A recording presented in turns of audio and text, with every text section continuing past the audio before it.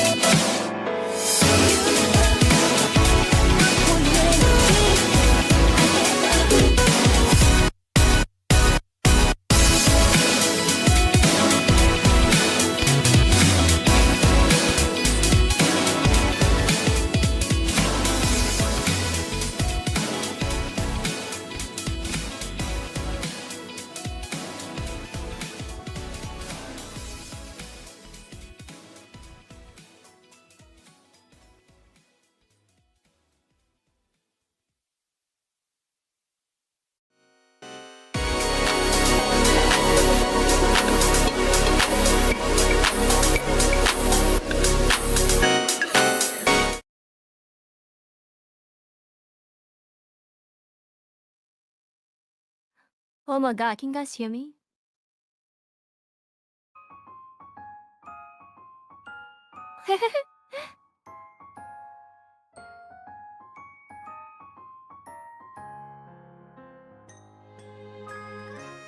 Oh my god. Anyways, hi everyone. Welcome to my new stream, Maid with Love, special interview with Lorekeeper. And over here, we got Lorekeeper. This handsome man over here, go ahead and say hi. Hello everyone. Happy to be here with the adorable AQ Maid, and very happy to be hanging out with all of you guys.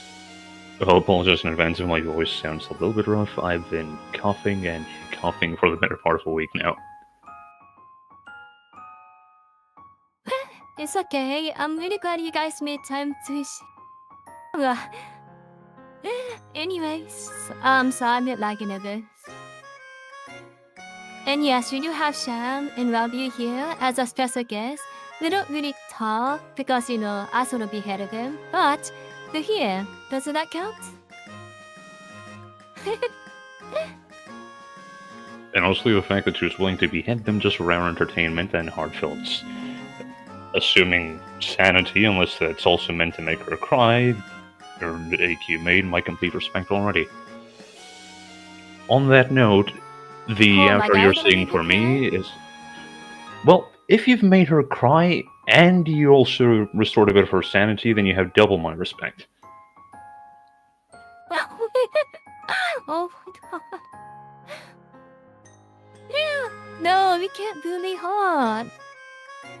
If everybody hot is gonna go hide. And the boss comes out, I'll be in trouble, you know that? Oh, there she is. Hello, Heartfelt.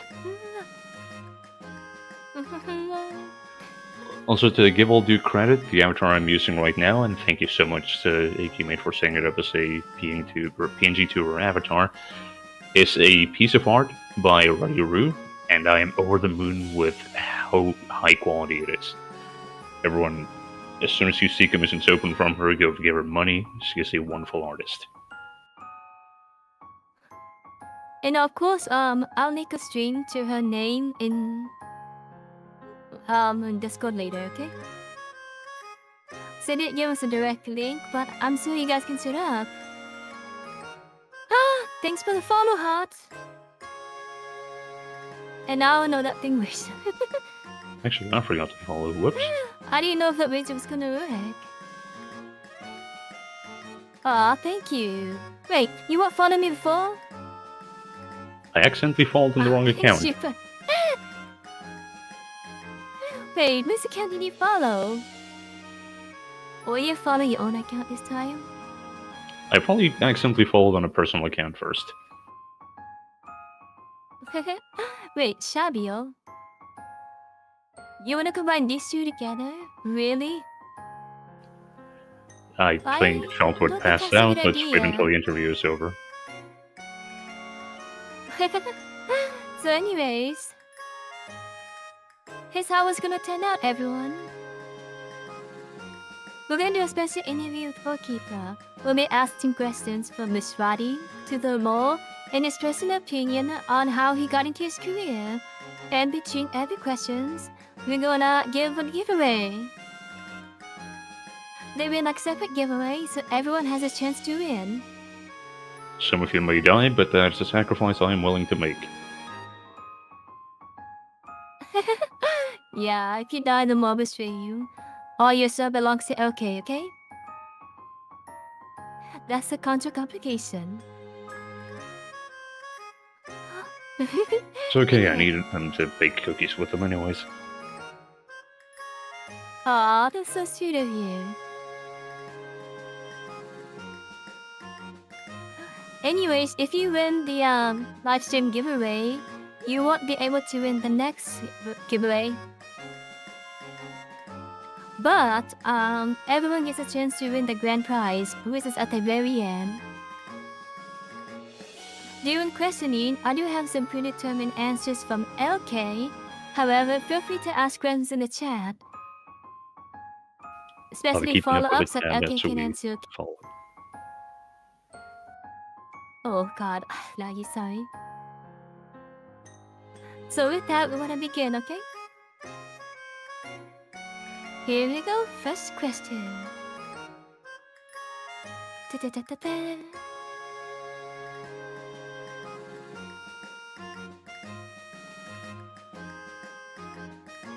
So okay, I think this is a beautiful question to start off with. What made you pursue this career in gaming and as a writer? You do So we have a have predetermined answer, but can you elaborate on this? definitely we have it on text for accessibility's sake and for the sake of convenience, for maybe either bouncing in and out of the stream. I'll read out and then elaborate a bit. In all honesty, it was because I was going through one of the roughest times in my life. I was juggling multiple jobs before, and they all fell apart for reasons ranging from health to the employer passing away, then power service fried my ability to work from home. I wasn't sufficiently confident in my ability to make a living as a writer, but I made the leap, and the team showed a quite literally life-saving amount of confidence in me. So, in a very real way, all of your appreciation and the team taking such a chance on me straight up saved me. That's great. It's always good to have teammates who can help you, huh? Not only that, but an audience that both knows when to keep me in check and is as reassuring as I've ever experienced. I've gotten a lot of love from the AQ audience and even from the audiences of other games. There are AQ Worlds players, DF players, and even dedicated MQ players who also play a bit of the other games. I'm still surprised there are players who mainly play MQ. It's simultaneously...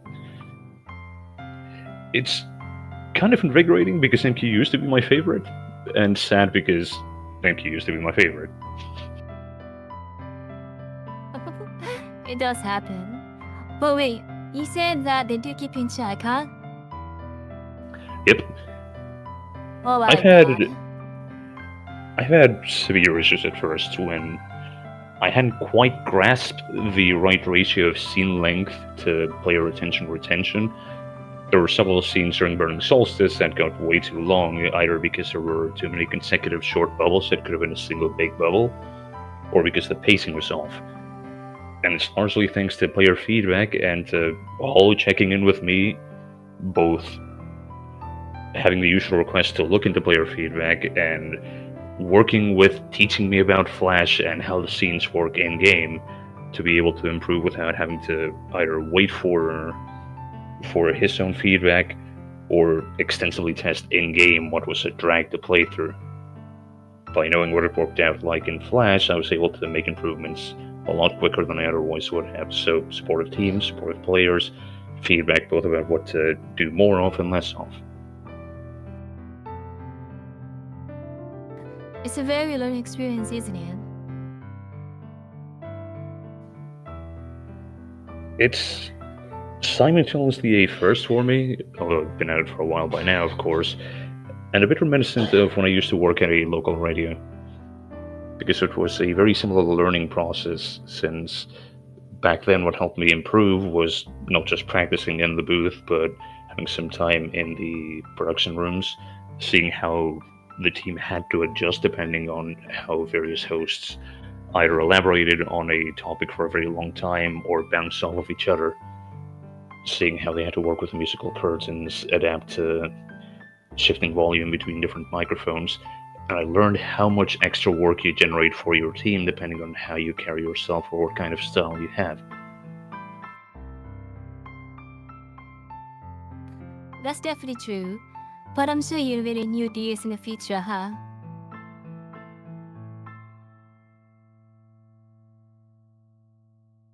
Sorry about that, I had a bit of a coughing fit.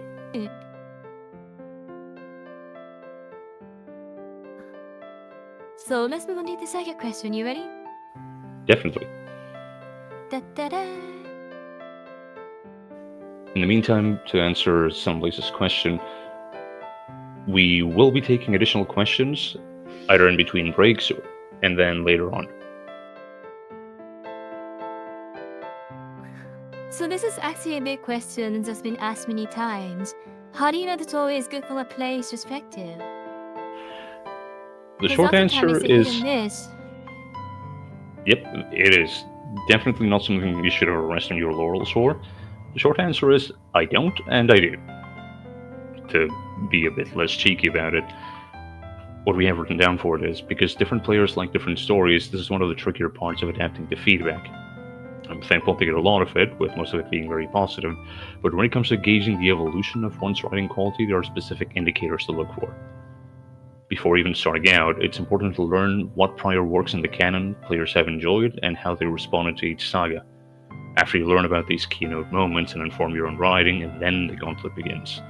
It's wonderful to be told your work is good, but to analyze your work from someone else's perspective, you need to look for certain kinds of feedback: specific feedback and elaborate feedback. When feedback is very specific and homes in on a certain detail, a player is signaling something they're passionate about and providing that fine-grained perspective that the writer is inherently separated from. Elaborate feedback, on the other hand, is the best for gauging player impressions of the bigger picture. Whether it be for your own overall storytelling, or the broader scope of a single story, that someone has cared enough to provide a detailed and constructive breakdown is both intensely rewarding and a cue to take notes. Once you have a bit more work out there, theories become the intersection of these two. Aside from sheer fun of them, these tell one what players are interested in the future of. So it's all about what players signal to you that they care about, not just what they explicitly tell you that they want to see more or less of, but what's implicit in the kind of conversations they have with you. Do you ever believe in the saying that your biggest lover is also your biggest critic? Definitely. Because that's In the thing I particular- see a lot of writers struggling. In particular, it's very easy to default to being your own worst critic, and that is a good impulse to have, but a bad one to let run rampant.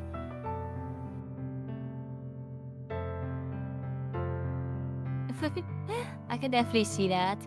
Honestly, if it was me being the writer, I would let everything go to my head. Because I'm seamless. You deserve a lot more confidence in yourself than you give yourself. Anyways, there's something I do have to ask you though. 1 second. Ta-ta-ta.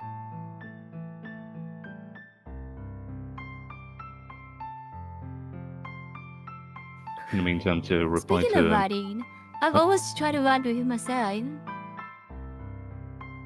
Like I wrote a few short stories myself, but it's always hard to find inspirations.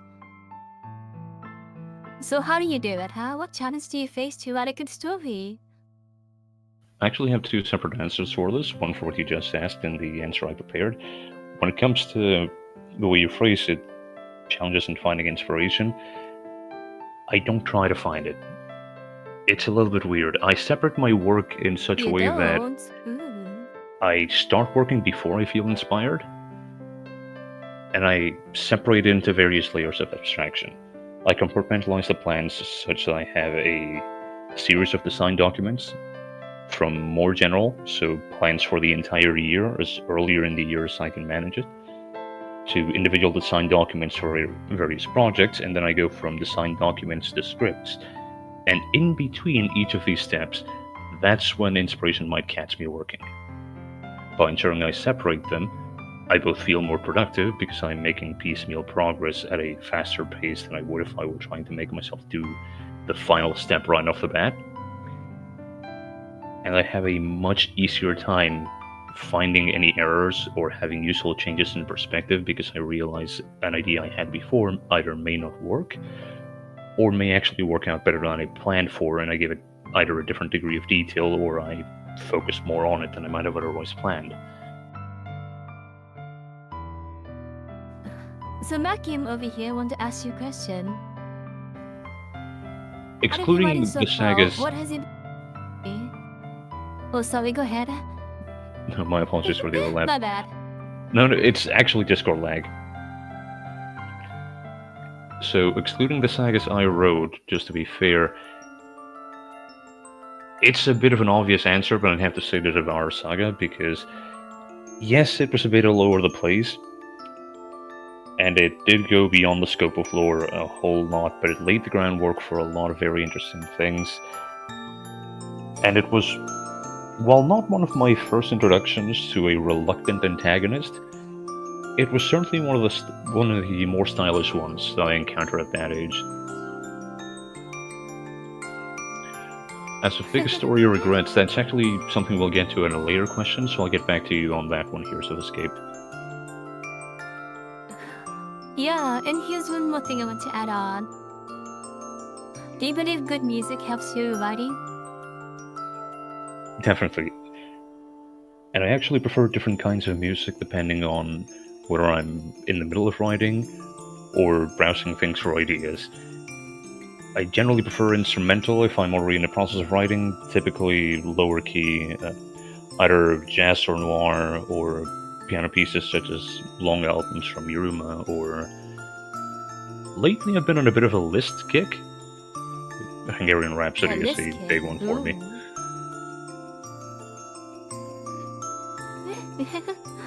Alright, so we move to the next question? Would you like me to read the predetermined answer for this one first? Or we assume folks have already had time to read it? Alright. And I'm sure everyone had enough time to read it, right? Actually, there is one more card for this, and this is a 2-card question, so I can read the last part that's not currently on screen. What are you talking about? It is on screen, silly. Are you seeing stuff? That's what I get for doubting the competence of the ultimate maid.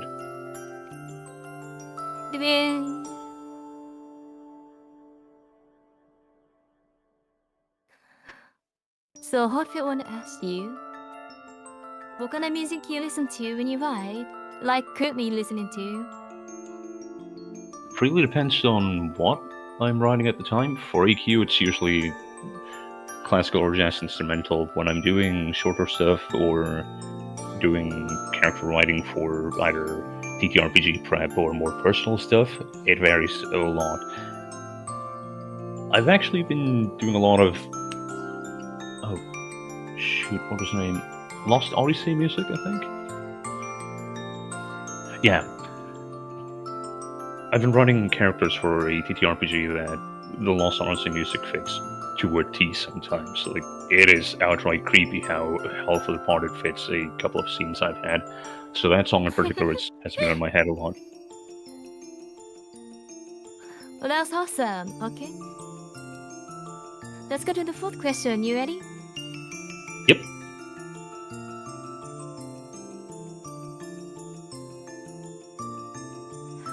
You must do a lot of stories, because if you look at the Mastercraft set, we have Celtic lore, Egyptian lore, and all that.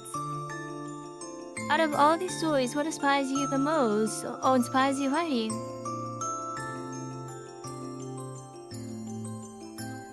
Well, as you've seen a lot in game, I have a well-known soft spot for the Poetic Edda in Norse mythology. Now, the extent of it hardly shows when I'm largely fleshing out an existing place for Norse myth in AQ's lore, because it's being done through the combined lore of Loco, Thunder Mountain, and the far north, so it's more reconciling things that are already there. But it goes beyond Norse myth. It's more about the landmark it's set for poetry and storytelling.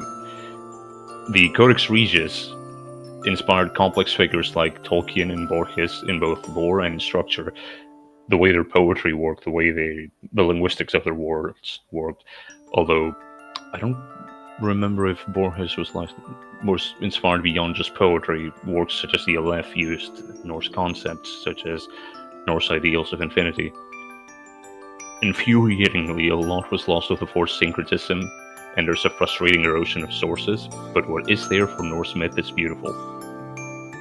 I also grew up with a lot of stories about Greek myth, and oh boy, the nuances stray from AQ's ratings, so I can't say much there.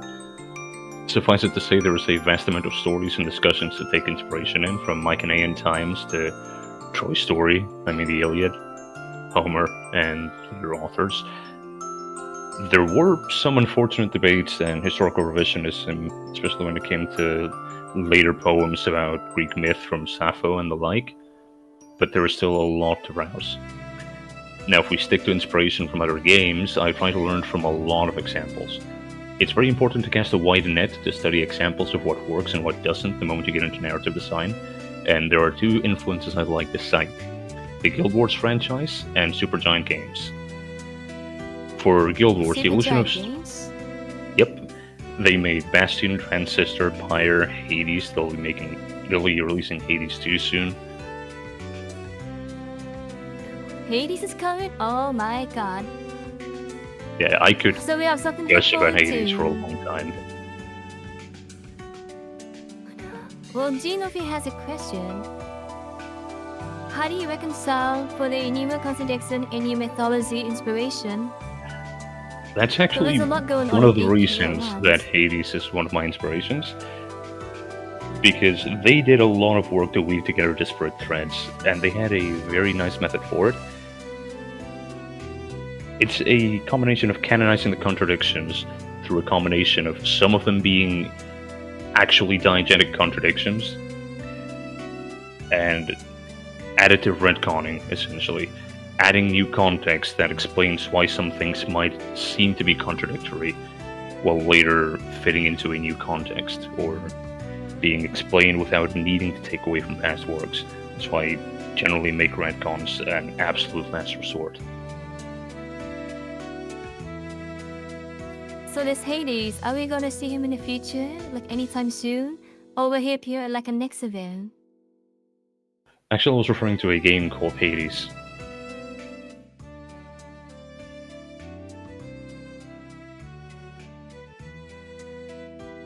All understandable. Okay. Let's do one more question before the first giveaway. There's Ugh. one more bit I'd like to say if that's okay. Alright, here we go. One moment. The most diverse source of inspiration would be history itself. World history is filled with fascinating stories, from the wonderful endurance and cleverness of how Timbuktu managed to survive even throughout periods where all of its books were supposed to be burned, to the Achaemenid Persian Empire using Chinese-like ideals like the Mandate of Heaven to win over the conquered subjects of Cyrus, getting the subjects of another kingdom to prefer you over their rulers, and thus getting away with a far less bloody war. The fact that Arthurian lore had fanfic wars before we even had the name fanfic wars. History is filled with sometimes beautiful, sometimes horrifying, sometimes incredibly silly lessons. Oh my god, actually now think about it. You know the Throne of War, Pestilence and all that was inspired Yep. by the Mandate of Heaven? There is a little bit of Chinese philosophy inspiration in the differences between both wars, because one of them essentially lost the right to not just rule their forces but to their power by betraying their principles and becoming unworthy, whereas the inheritor of the mantle of war was worthy not just by being the ultimate warrior but through what ended up becoming an inherent right to wield the power through reluctance to use.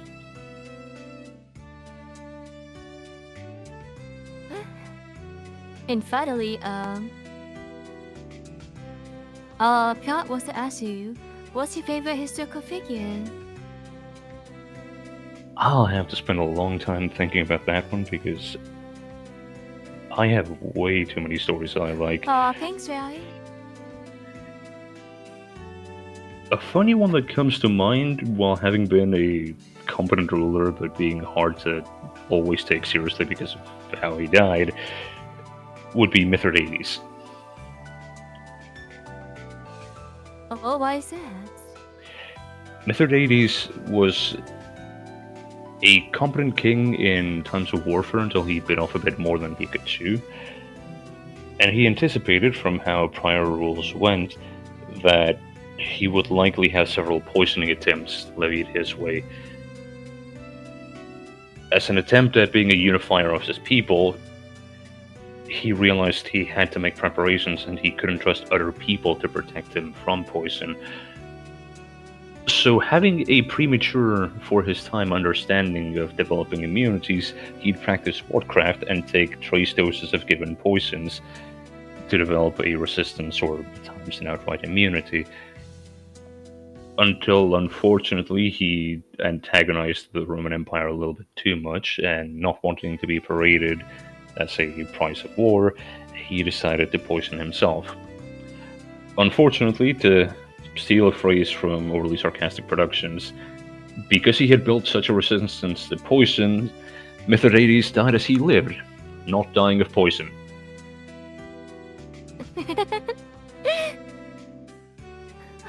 You know what they say? Heaven, I will call it. Man proposes, heaven disposes.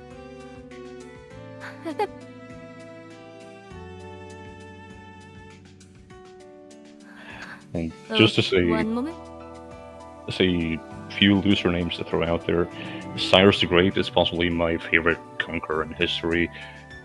Cheng Shi and Wu Zetian are very fascinating rulers in their own right, one of a massive fleet of pirates and the other of a very complex time in Chinese history for the Tang Dynasty.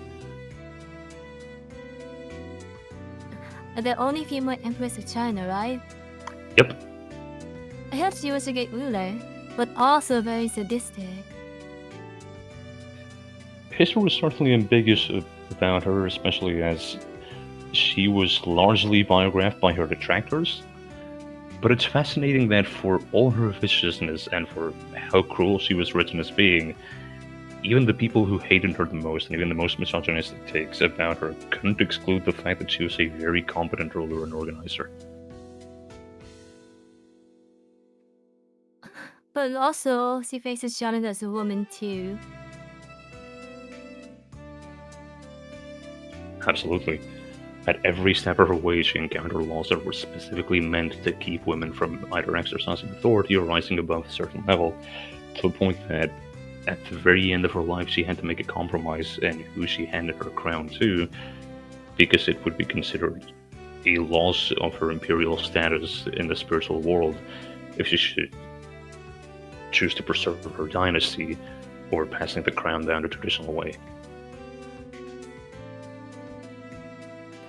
Yeah, and that's really tough though. I mean, in her position, if she didn't act tough, she would have lost everything. So she had to roll or die at that point, huh? Granted, that's a choice she faced a lot of the time. She made a lot of bloody decisions. She got a lot of people killed, and I will not excuse that. There are enough C-dramas that probably showcase that way better than I could, despite being largely entertainment pieces. But yeah, it's hard to dismiss the fact that every time she was making such a decision, she was also having to realize that if she didn't, her life was in someone else's hands and could be thrown away on a whim. And no one likes knowing the life is another person's hand, especially if you're the empress.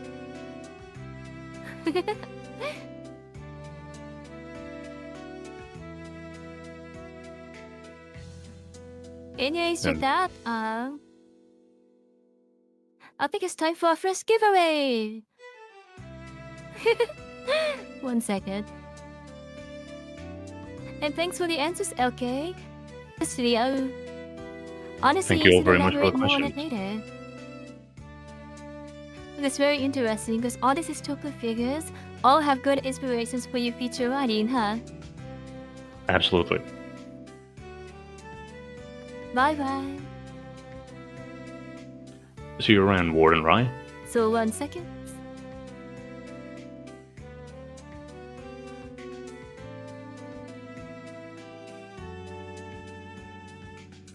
Got out into this again. Oh my god. And to fill the air while she sets up a bit, one thing to bounce back to would be I highly recommend people look at the history of writing in the Guild Wars franchise as an example of how teams facing hardships have to make very specific and at times difficult or unpopular writing decisions, and how to recover from them when trying to either essentially reassemble your continuity or follow up with a canon. Changes of plans are something that have to happen as a reality of live service RPG development, and they've had a number of team reorganizations, financial issues, and constant deadline shifts as a result of their parent company. And it very much shows how they've evolved over time and the scars of their choices, or in their choices from what happened to them.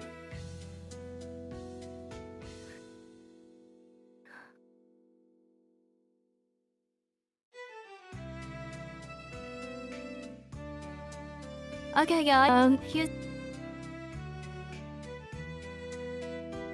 Oh my god, I can say.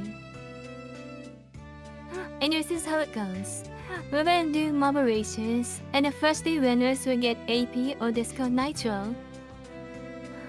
If you end up winning this race, you will be able to enter the future giveaway race just for this race, but you'll be entered into the grand prize at the end. In addition, there was a special giveaway later which we get more details into. Well, here we go.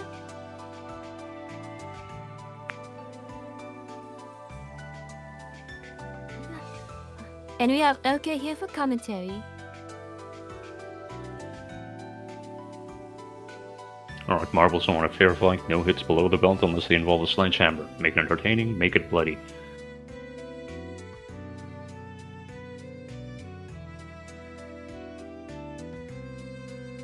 To enter match, type in exclamation mark play.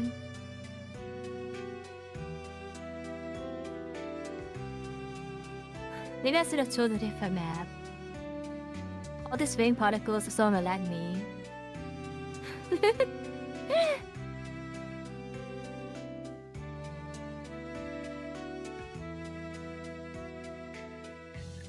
For what it is, it's a surprisingly good looking stream game.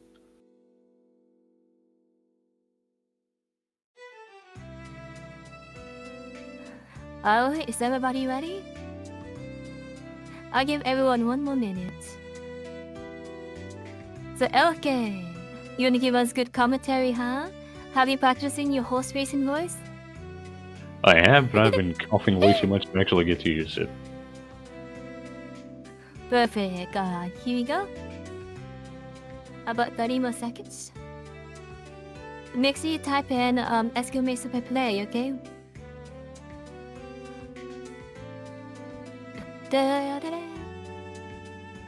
Let me change the music. And yes, Mackie, my only right for AQ at the moment. I have written lore dumps and explanations for the other teams when I needed any context for other releases, but not the actual official work that got put in the other games.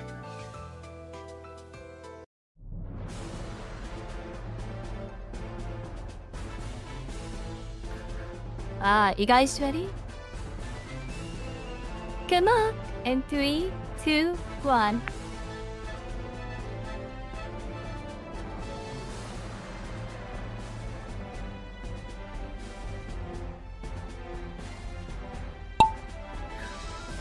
Off they go!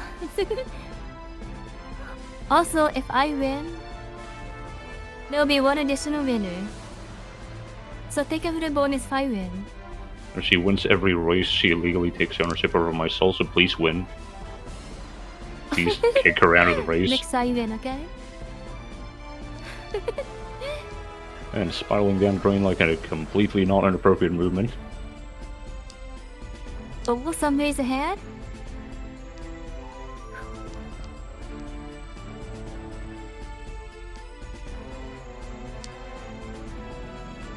Oh my damn. Wait, what?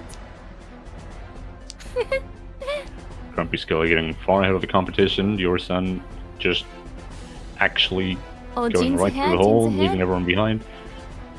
Wait, Oh, what? yes, no, you were looking so good.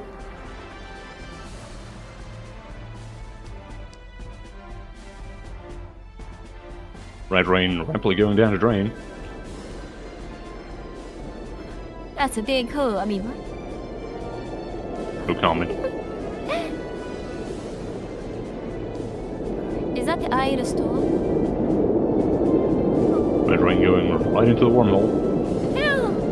Oh, the sacrifice. Oh my god. Wait, did I die?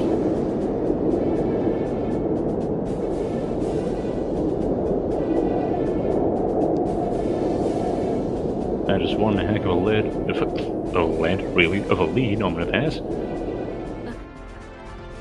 Oh, Omninair, congratulations! 1 minute two. Congratulate Yori! Congratulate Makian! Can someone take a screenshot of this? Too many survivors, and man, more chaos Congratulations, next you time. three. Hold on, I'm the last to win. I've Oh been my saved. god, I have shit, man. No, wait, what?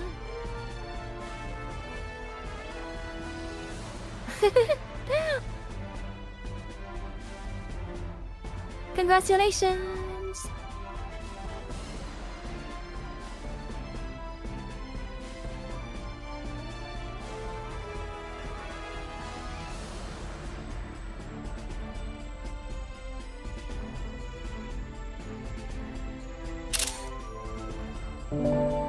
So Omni Fury Macian, I'll give you prizes at the end of the stream, okay? But let me take a screenshot and post it for later. And once again, congratulations!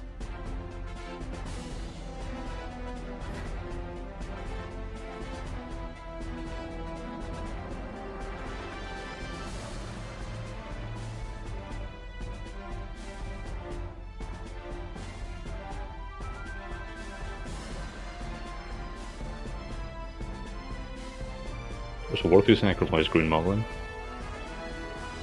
Will require more Now, to be sacrifices honest next with time. you, do you remember what I said in the beginning of the stream?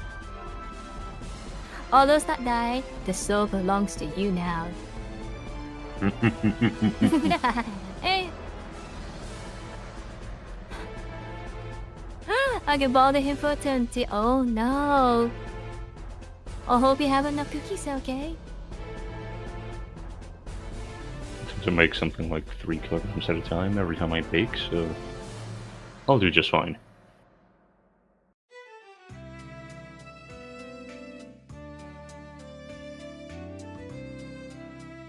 So Hadi's just back, 1 second. Da da da!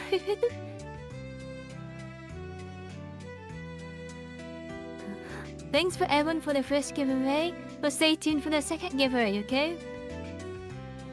For now, we'll resume the questions of LK. So if you lost this time, don't give up. There's always a second phase, okay? So good luck! By the way, those sumas, your souls are non-refundable.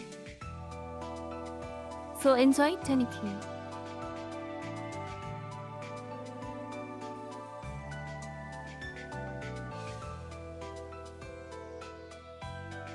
So here's a question for you.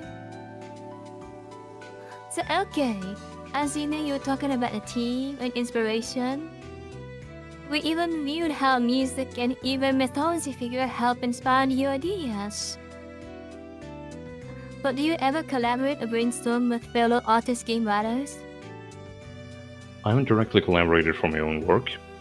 Due to the separate timelines in AQ's radar and cosmology, I don't really call for assistance or collaborate for my own writing outside of asking if certain references or parallel arcs like Dragon Lorekeeper would be in sufficiently good taste in the eyes of the other teams. However, we do hang out and occasionally discuss ideas. Both the Dragon Fable and Adventure Quest World teams have been wonderful about reaching both out to Hollow for any exchange assets and making sure to run everything by him, and to myself when making anything AQ inspired in the story or in their challenge rooms. So Carnix in the Inn and Nightmare Carnix in its own map in AQ Worlds.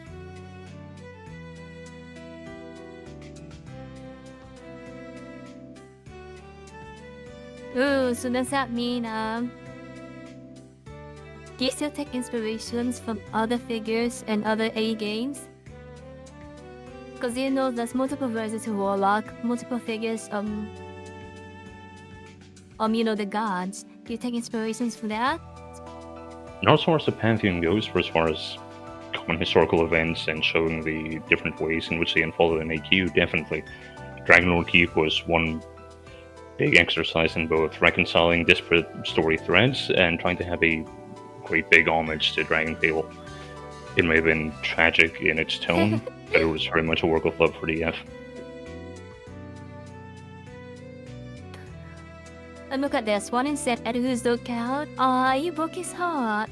You better apologize right now, LK. You hurt his heart. No.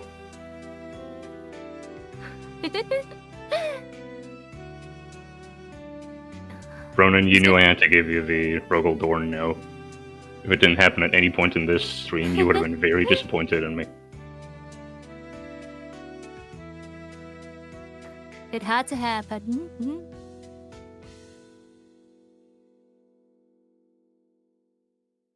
So here's an into a question. Will the net room be expanded upon and better explained? Will the elemental laws in the roads be expanded or explained? With saga races, it places to be left to die in obscurity and will not become canon. There's a lot of questions in one, so I actually prepared a long answer for this. And what I'm very excited about would be the first part, because I've got the lore for every realm and plane written internally, so yes, it'll absolutely be elaborated on, although I can't say when the story might take us to each. I have over 11,000 words of lore written for the sum of all the realms and adjacent planes for lore. Wait, how many pages of lore? Actually, let me pull up the document. Oh my god. Let's see. Tools. Word count.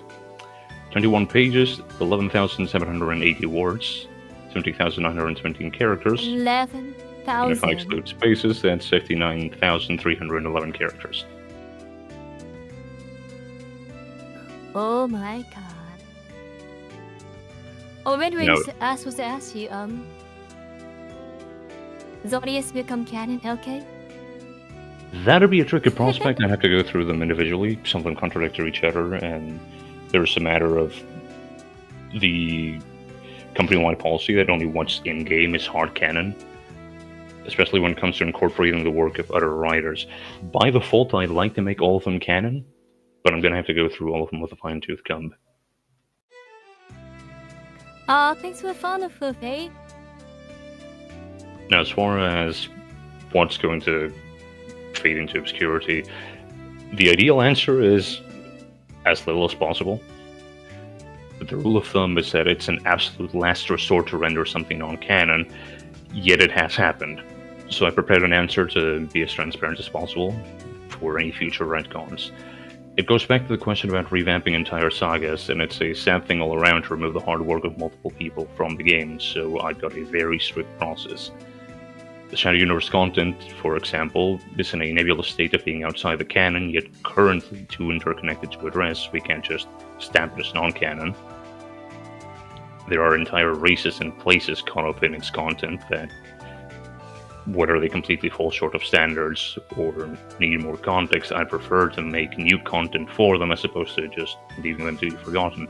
For everything else, there is a specific method to go through that follows a format of a series of questions. The first question is, does the content meet modern standards? Because we improve in our traits over time, the bar for what we consider our current quality will periodically raise and leave some quests beneath it.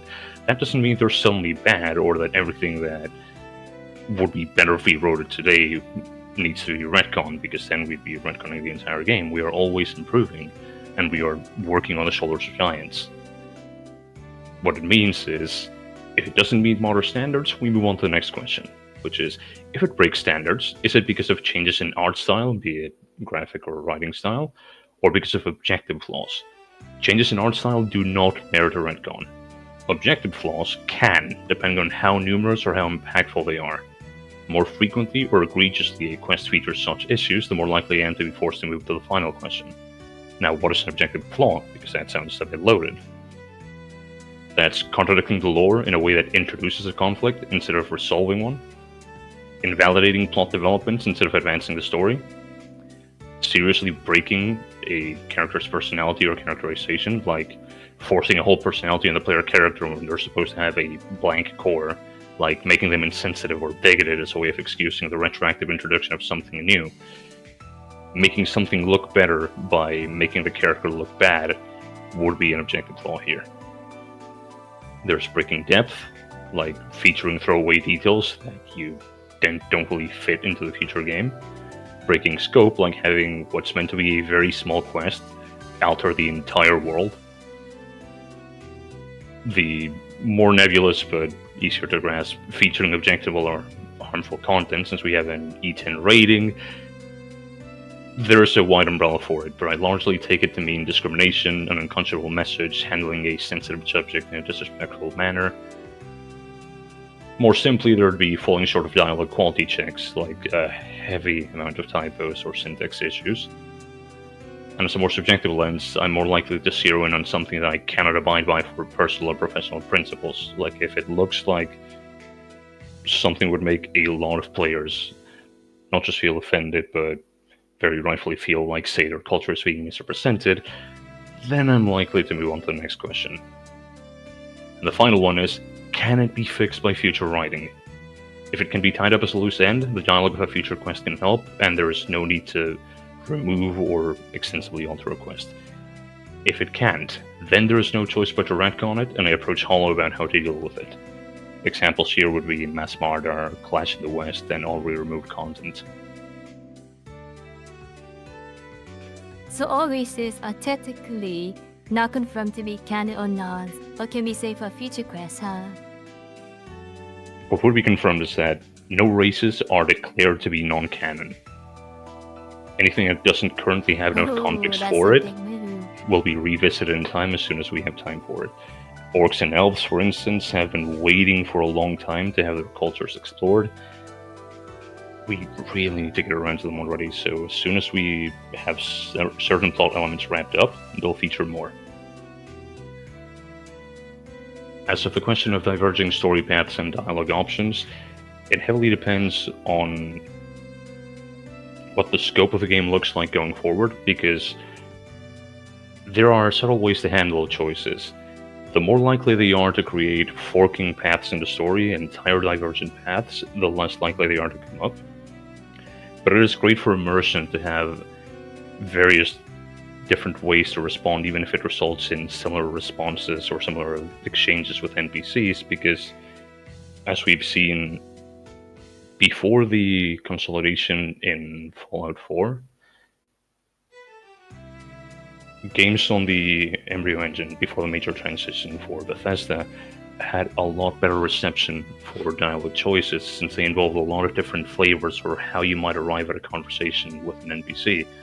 Sure, the quest might have ended the same way, but you had a lot of different ways to express yourself, and that's something I'd like to explore.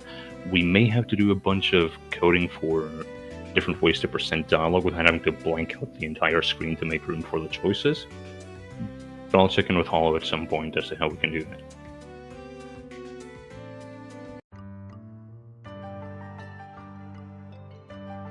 Well, that's great. You know what? It's really interesting to see that all new races in the future can be added.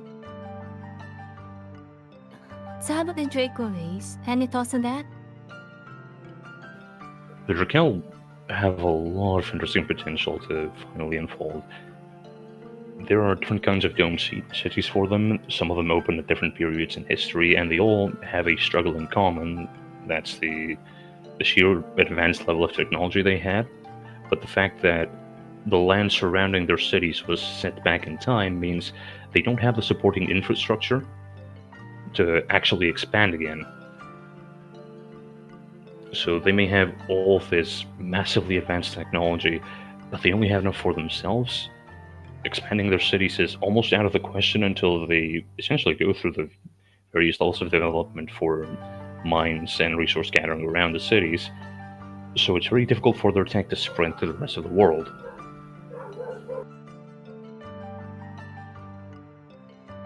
That's true. But it's exciting to know that you can look forward to them maybe in the future. So we move to the next one? Sure.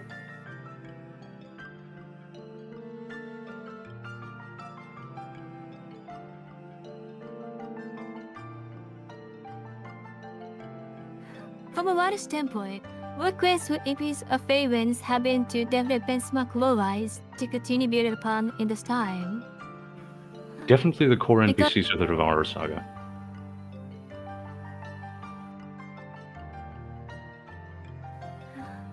It must be hard trying to handle his legacy, huh? It's one of those things that heavy without being difficult, if it makes sense. Because while there were a lot of issues over time of not having a unified story direction, Valorant would be the writer that left the most of a roadmap for his work, because he very much wore his interests on his sleeve for how he wanted the story to develop and what he cared about showing in the future. Also, being familiar with his writing in different iterations of his RPG games, I had exposure to what seemed like things he would have wanted to try in AQ, and I was able to figure out some things we haven't shown yet, and what the developments for various antagonists, such as the identity of entropy, would have been if he'd gotten to do everything the way he wanted to. So as much as there is a lot that I don't get to say, I had the greatest ease for pattern recognition and filling in the gaps for his writing. In addition, I happen to be blessed with being in contact with a lot of people who either remain in contact with him or work with him. Ronan is in chat here. Then I happen to be best friends with someone who used to be called Genoclism, who was an editor at Valorant as well. So going back to the core of the question, between that and how much serious unfulfilled potential there is for a lot of Devour Saga NPCs, that is definitely the benchmark for what to continue building upon. One keynote would also be what intersected with Maxwell's work and thus never got to be completed, which would be Mount Thrall, Hollow his crew. Do you plan to visit Mount Thrall and add more to in the future? Definitely. We do not have enough mecha content. There you go, guys. Not enough mecha content. I guess Ekka's gonna have to fix that, huh? I have to figure out how to put a Maid outfit on a giant robot. Oh my god. How did you read my mind? Are you psychic? What's your secret, huh? I'm just creepy. Wait, what? Okay.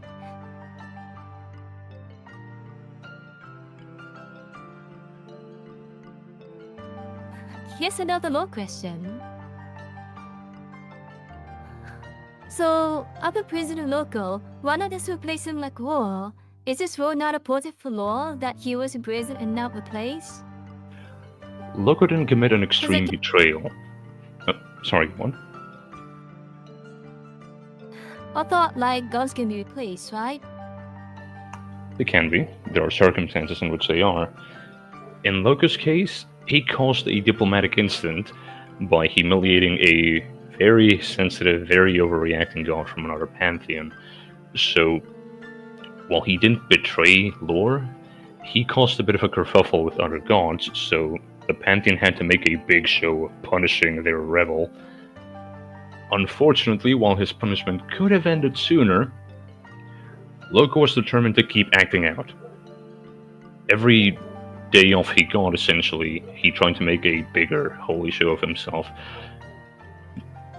So it's more of an issue of, on top of having a somewhat minor role in the Pantheon, there's a matter of sympathy. Lorethia really hoped to find middle ground with him eventually and get through to him, get him to come back into the fold, essentially. And while she's not getting what she wanted, she originally just wanted him to go back to being the normal working son, I guess, the god of fortune as he used to be. She's getting what she needs, which is actually listening to him, why he's acting the way he's acting, and maybe working out a better deal with him. Because something genuinely broke Loca's heart and slightly his mind about how the Galen and Lorethia were managing the world. You know, I do want to ask a question about that. Shoot. I noticed that, how do I say it?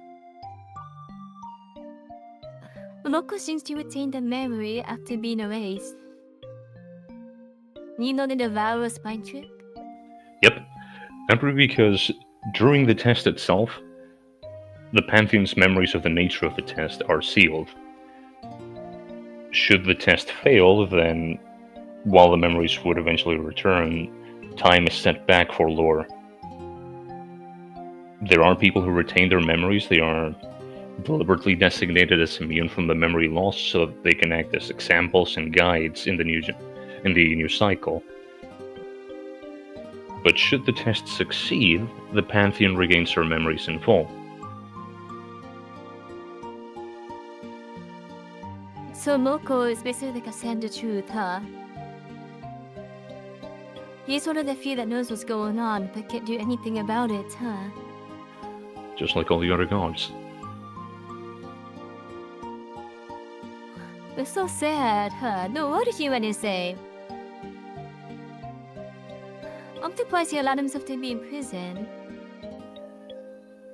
Well, it's not so much a matter of allowing himself to be in prison as he is a demi-power, not born half-god, since he was ascended to the status of essentially a lesser god, whereas the higher deities, Lorithia and the Galen, are far above his tier of power. They are fundamentally greater entities, and he could not have escaped their imprisonment. Any wiggle room he has is by the side in hopes that he'd attempt to redeem himself. So in terms of power, how does Loco compare to the Four Riders? They have fundamentally different specializations. So when it comes to combat, for instance, the riders would most likely mop the floor with him. But there's something to be said about the domain of fortune. Loco potentially has much better foresight, and the manipulation of odds is a very nasty thing when it comes to what an army has to worry about. Oh my god, poor Loco. And speaking of Loco, his event is gonna come up in a few months, huh? Are they gonna see more events on him? Definitely. He may have reconnected with Lorithia, so to speak, but just because he is friendlier with the other gods, or at least not openly hostile anymore, doesn't mean he stopped being mischievous. Especially, as you might have noticed in a few past releases, him showing up to share stories with a player character is rarely something that goes well for the player character, seeing as how they get dragged into experiencing them. Oh yeah, the guy's like, how do I put it? A pain in the ass. But he And does he's drop always good- going to be the biggest one in the Pantheon. Oh my god. What is he gonna do now that the play has ascended? You'll have to see. I look forward to it then. Okay, next question.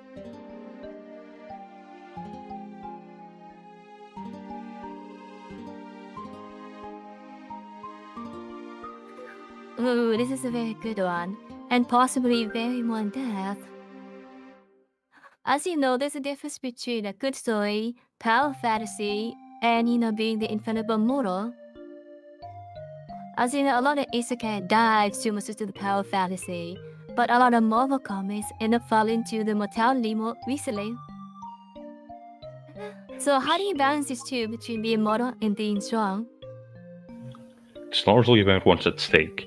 It doesn't matter how strong or weak you are in a story style in the power scales, as much as I'm not a power scale in general. What really makes a story tense is what's at risk. So I mainly draw from my own experiences playing RPGs, and it's a fine balance to ride that carries the risk of breaking immersion when it goes astray, so my method goes back to avoiding a storytelling tool that I really don't like, and I recommend that everyone thinks twice. Either before using it or when they're seeing it, so that they can either analyze it and avoid making that error themselves, or at the least understand why, say, scheduling changes or various mistakes may have led a writer to have to adjust by writing it. And that's a poor balance of failure and fallibility. These are both important parts of any story and character, but interactive mediums emphasize a very important fact about how to handle them. They need to feel plausible. Failures and errors need to feel earned, essentially. There will always be time later on to pick out more details or how things could have gone differently, so it's understandable that some stories fast-track failure scenarios or essentially hardwire the circumstances of the story.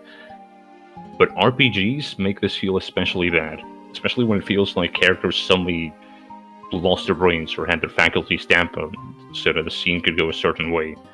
When it feels like a scene is written to reach the ending very quickly, and even an RPG, a game that's allegedly giving you a choice, a measure of agency, that can feel like the hand of the author forcing you to make a bad choice. So, how do you handle this? It's a little bit like GMing.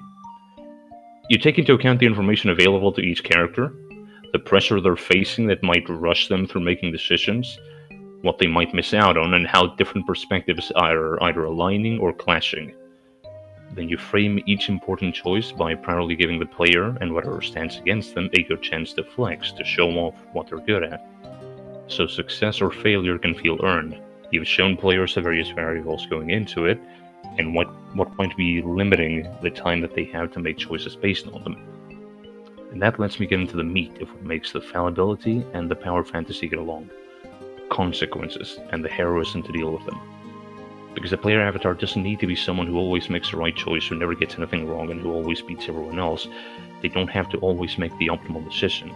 They have to be the one willing to make the hard ones. And that's what makes him human, huh? Yep. That's what I consider the line when it comes to a character, assuming this means something I would never make them cross. I will never make the player character a bystander of something that they would normally avoid unless they are genuinely, for reasons that I manage to make compelling, unable to stop it. Like, this feels mean, but I'd point out an example from Guild Wars 2. There's a scene in the Champions Saga in which you have every possible context clue that you are about to be made party to a war crime. Because you have several steps of being made to assemble a horrifying weapon. And if you refuse to use it, then the NPC standing next to you takes it from your hands and uses it anyways while you let that happen.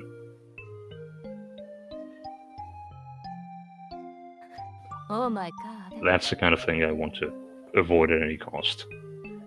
Because what's the point in making a choice and taking a stand against something if you're going to passively let it happen anyways? Do you, how to put it? Someone asked earlier about Branson diverging story path. And another one good example you did was the Test of Thunder, in which your choices actually changed the edit of the story. Do you plan to explore those most often in the end?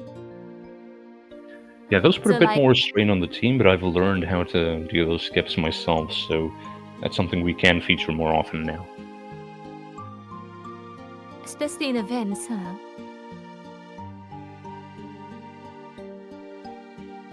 Alright, here you go. Next question. And yeah, Red Ring got it exactly right. It's not that we never want the player character to fail, but a failure needs to be dramatic. It shouldn't feel like something you've had forced onto you. It should feel like the story took a turn and you're facing a new challenge. The greatest of wills and the hardest of choices, huh? Indeed.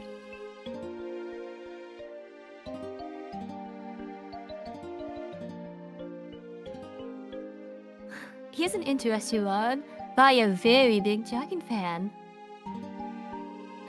How come dragons have their own gods? Do other races also have their own gods? Out of lore, that would be because of different writing directions that were not yet unified at the time. In lore, it's not that different races have their own pantheons, but that the pantheon itself is multiracial. For example, the Raquel used to think of Lorithia as one of the Faceless. They used to call her... as one of the Elemental Lords, and then one of the Faceless. They used to call her the Spirit Lord, since Lorithia had hidden herself from the world. Lord, ooh. Now, the Draconic Demi-Powers are essentially god eidolons. They embody an aspect of life and power as a sort of balancing act. Unfortunately, by being ascended embodiments, essentially, they are exceptionally vulnerable to one of the risks of being a god. The line between who and what you are can get very blurry. So if someone convinces them that the logical course of action to fulfill their purpose is harmful, then they can become very dangerous antagonists. Are there any followers of war? Yes, Now that the chosen is war, does war has its own followers? there has been a cult of war for some time. However, with the loss of worth and eventually power from the prior war, that hasn't really gotten to feature. As you've seen in the Necromancer quest, there is actually a mystery cult of death. However, death doesn't really engage with them, doesn't answer any prayers, so that remains small, especially because they are secretive. Any knowledge they've figured out, they don't want to share. And Corey, for instance, experienced some great personal guilt about the very existence of necromancy, because the one time this cult shared their knowledge, a demon developed necromancy and eventually became corrupt. Now, the Cult of War is doubtless going to be less secretive, so it's weird that you have to encounter them, right? We'll have to see what the summer event holds. Oh, that's true. Oh, wait, some of it. Oh my god, special LK teaser, secret event teaser. Foreshadowing. War has been seen recruiting. They're not being very quiet, or not very quiet for longer. That's bound to attract the attention of those that once worshipped war. Awesome. Okay, with that, time to have a second giveaway. How many souls are you gonna claim this time, LK? Ideally all of them. No, ideally all of them but one. We want someone to win. Ideally, all of them. Oh my god. Here we are.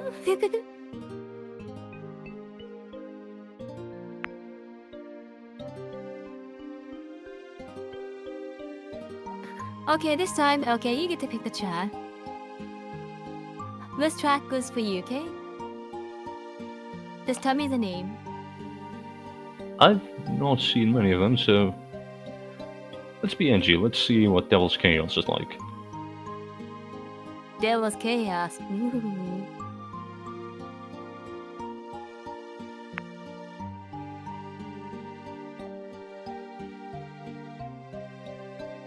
So if I pick the single laggiest one for you, I am so sorry. It's just how it is. Everyone type in the exclamation play.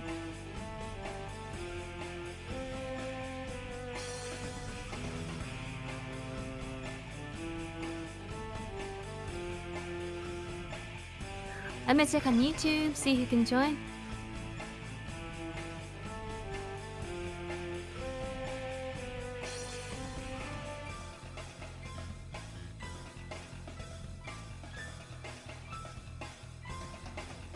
I wonder how to add people whom.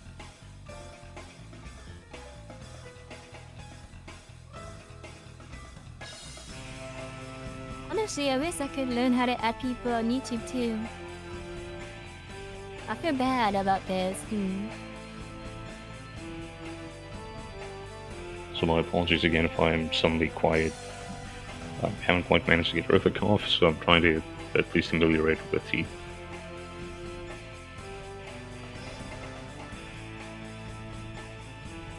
Well, it is what it is. I give everybody a minute to join. So here's a question for you, huh? Who do you think is gonna win?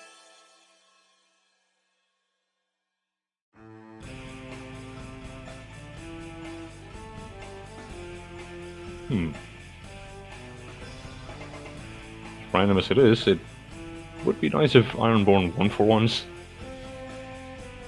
Ironborn. He's there as J-Bone's Gamerbots. Would be a nice surprise. Hold on, let me see if I can find the name. What is the name again?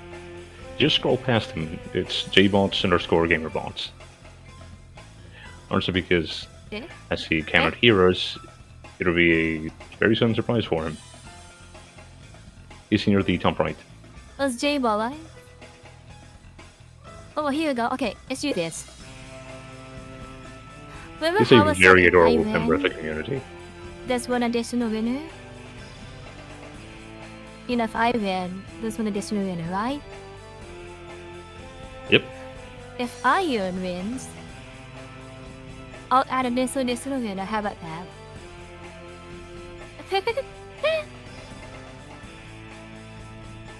See this ball over here? If he wins, one of you guys is gonna win too. If he sends to heaven, someone else is gonna send with him. So sounds like a good deal, everyone?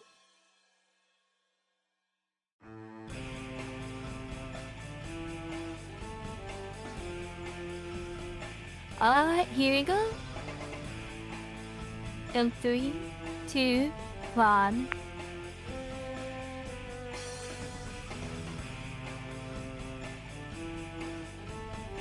And 5 seconds until we descend into spiky hell.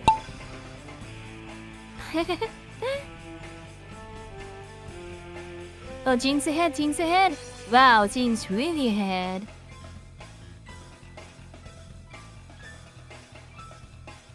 She Wait, nerfed wait, everyone. he was coming up.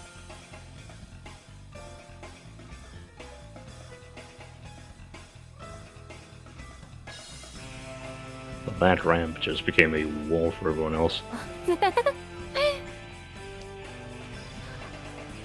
1 points ahead. What?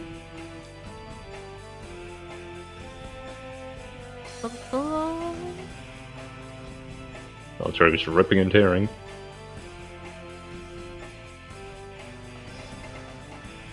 Bit too much angular momentum there. Still ahead? Oh god, the lag. Ooh, He was that blocker. ahead? Oh my god. Is he gonna make it? Is he gonna make it? Looks like Heroes has it in the bag.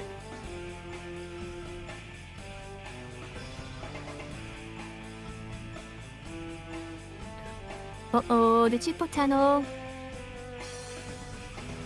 Oh.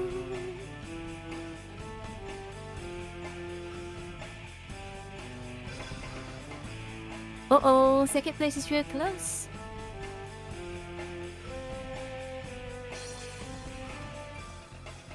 He goes right here. Can you make it? Not quite.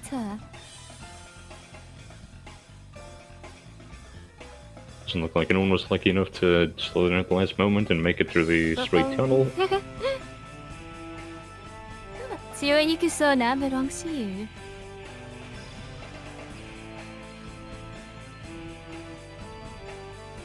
Oh, he's going up.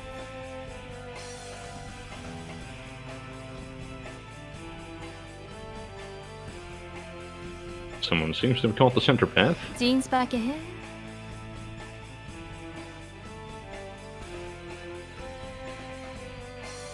Sound her heels nipped at Oh though. my god. He was up ahead. Oh my god, where did he came from? Like a Yo, he living blue died. shell. He still belongs to you now.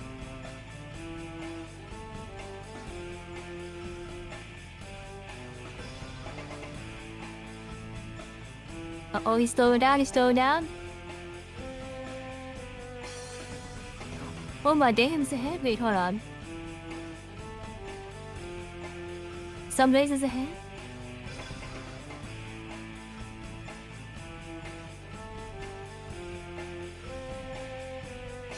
The final try is coming up. Very lucky crossing. Congratulations!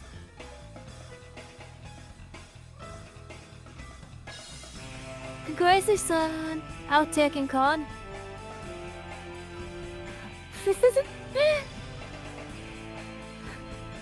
Okay, let's take a screenshot, okay?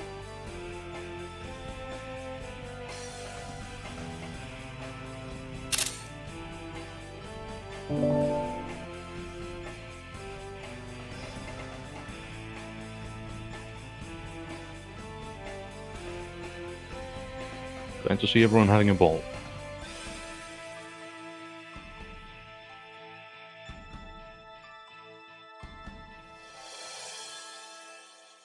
Honestly, to be honest,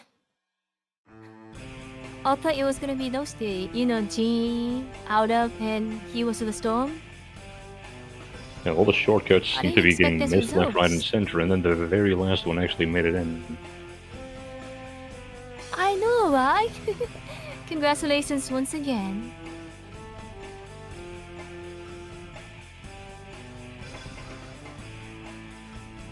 And guys, thanks for the follow. And guys, once again, there's still more giveaways later on. Just stick around to enter, okay?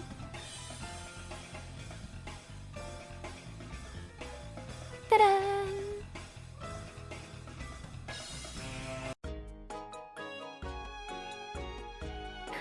So, okay, are you ready for the next question? Yep. Here we go.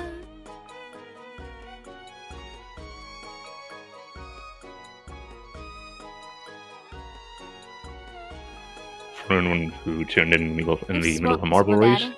this is the lovely AQ Maid, and I'm Lorekeeper, writer and narrative designer for Adventure Quest.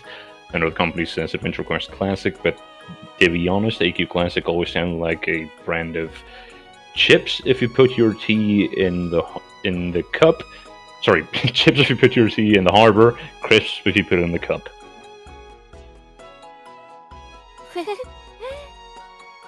And once again, yes, he is Lorekeeper, the head writer of AQC, and for him as if. Oh my god, sorry, lagging. I was exited out of Marble Street.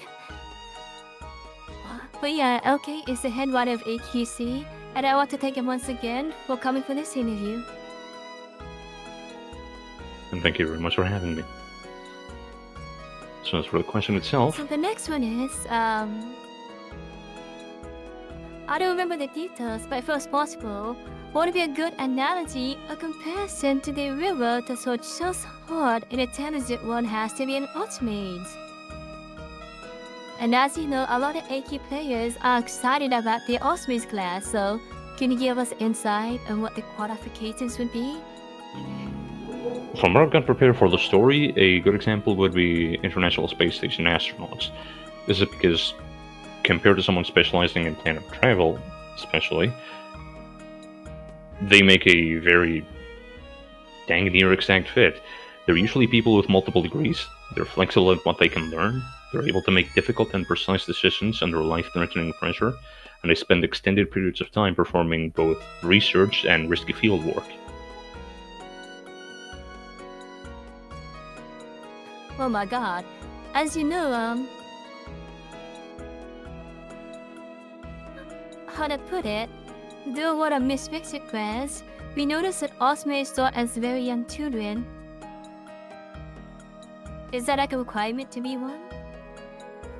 Not at all. However, there are children with innate magic talents who are best guided from an early age, because their powers might be dangerous to themselves and others. And an Archmage, specifically, needs to essentially start this step in their career by achieving a key understanding of mana dynamics, so very few people are suited to save and educate someone with a potentially dangerous power, other than an Archmage. Or compared to an Archmage, sorry. It's sort of like Jedi children start off young, right? A little bit like that. Oops. Is there still a chance for an adult to become an ultimate? Yes, in fact, Even if one it's wouldn't sort have to be. later? One would have to be an adult, since an Archmage is essentially someone who has reached such a point of magical mastery that they realize that, as advanced as they are, they've really only just begun. They begin to understand a particular aspect of mana dynamics that suddenly reframes their understanding of magic and shows them a whole new field to explore.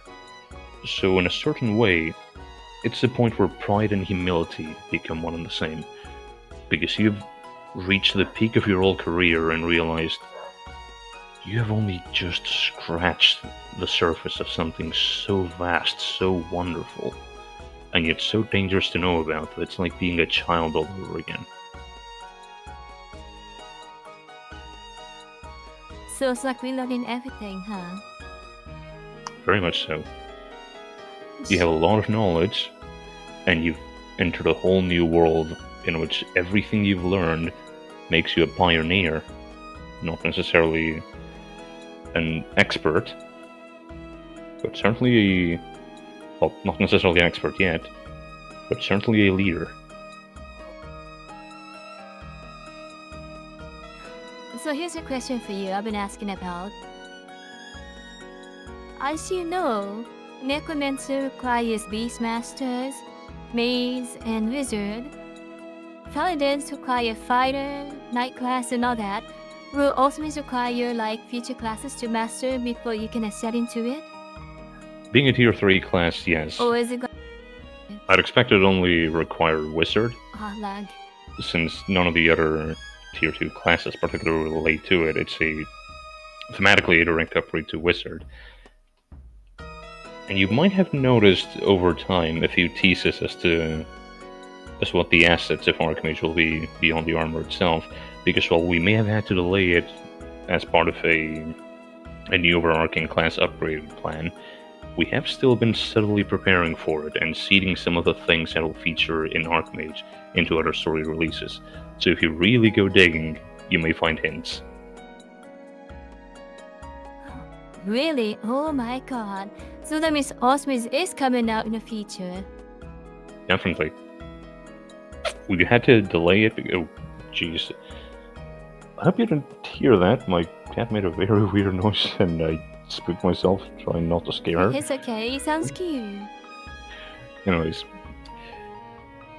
the delays we've had to make are largely based on needing Mage and Wizard to not render each other obsolete when their master classes come out, and on needing to be able to clear 5 to 6 weeks for Archmage while in the middle of other projects, especially the stat revamp.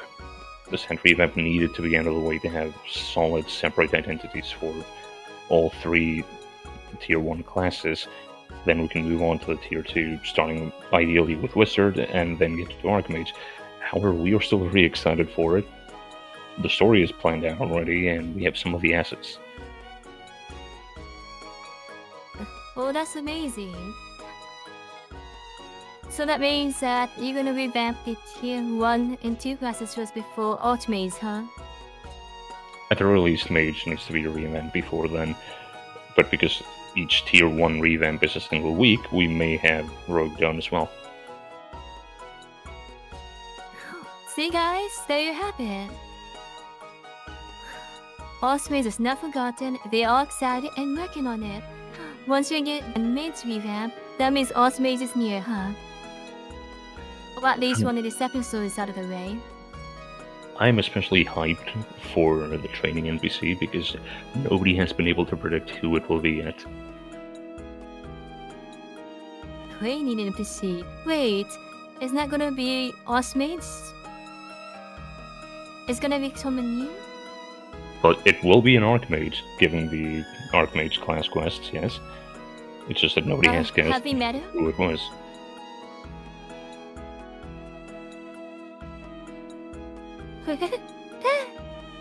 But have we met this new Ultimates or just still Yes. NPC in Red? It's someone you know. But we met them already? Oh, it's Barry, isn't it? I'm just joking. Would be funny if Barry showed up, splattered against the ground, and you met the actual trainer. Would be a funny bait and switch. But not quite. It'd be funny. You know, it'd be funny if it was. It'd be your #1 follower. Alex. Well, listen, that guy's amazing, okay? He has mastered every class that Susan has mastered, all because of a hobby. To give you an idea of how hyped I am for Archmage, that I barely get to show it, I haven't just thought of a story, the class, the skills. I've been thinking about how to try and tie it into housing, because there are so many cool places that you'll be visiting that I wish we could have houses for them. Housing revamp when? When I can figure out Yeah, where to so put a exciting. maid or butler in your house. Honestly, other games have great housing system, like RuneScape's housing system is great, and other video games. Is housing like one of the things targeted for revamp? That's not something I can answer myself, but there are certainly some improvements we've been looking forward to and discussing. But NDA being a thing, I can't really give any specifics. And Well, time to Adorbital, kidnap the captain, unironically, huh? that's one of the ideas. I would love an Archmage Tower house. Oh my god, Osme style, that's a big requirement. You know, the taller the tower, the stronger you are.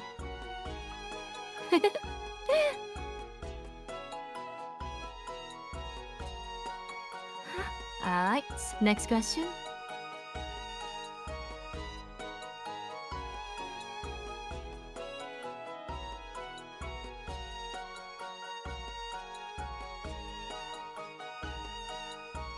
When designing such an event, contest, season events, how do you inject storyline into it? Cause I know recently you said that you wanted to integrate storyline and all events and seasons together. So how does this work for you? One major source of inspiration is the modern format of the story. There are still self-contained things, of course, and they're the majority of the seasonals. But the way I've been doing it is that the summer events move the plot along. That's the only place where the main plot advances. And seasonal events alternate between lighthearted stories, isolated stuff, and showing how the plot is changing the world. For instance, the Dryad fillers have been all about that. Specifically showing how the magic of the forests is changing. Now, if there isn't a pre-existing idea or a plan to run with, since sometimes I do get prompts or requests internally and I work those in, or if I haven't come up with something from my embarrassingly extensive notes file, then I draw from this existing structure and how it can be woven into the pre-existing continuity of the game. Or if a character is inherently referential, like Loquan or Smith, I look for additional related references and tie those into a queue in its own unique way.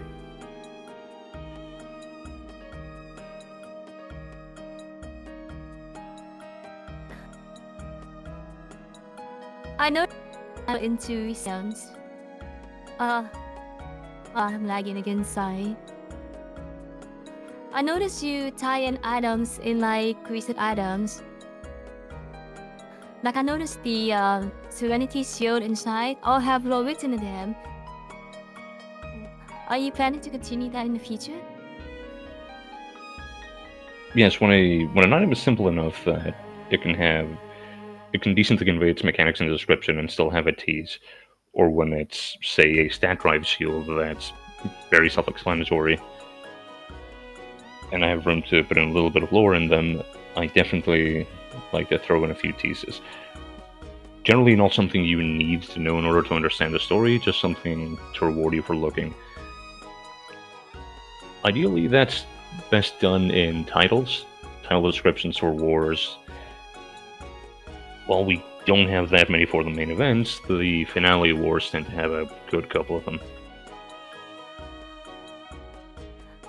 Do you like design item and mechanics first? Or do you decide the mechanic then add the lore after it? The mechanics are usually the very last thing I decide on. They're generally, unless I happen to have an idea before a quest or in the middle of writing it, the way I usually do it is I finish the story, I iron out the dialogue, or iron out the dialogue, and then I look at my note files for mechanical gaps, elemental gaps, and anything that I've slated over the years to need to reinforce after getting to a certain milestone of progress and filling out elemental gaps. And I see all the notes of items that either I'd like to include in quests or that we need to have more of based on clear feedback, what would fit the quest. if nothing quite fits, because either we already have assets to use, or because it's something I know I'm going to be doing later in the year, then I try to come up with something new on the spot. And the lore of the item comes after that. There are a few exceptions, like, say, War Sword. The art already existed, I knew that was going to happen, so the lore followed suit, and it was a bit agnostic to the mechanics. So does your what do you call it? When you write stuff, do you also get to decide how an item looks? Is it like part of the jobs to create For- unique looking items? For story rewards, I get to make suggestions for the art, but I keep it vague because I don't like being too strict there. I don't ask for exact specifics for what something should look like. I more try to give inspiration. Maid.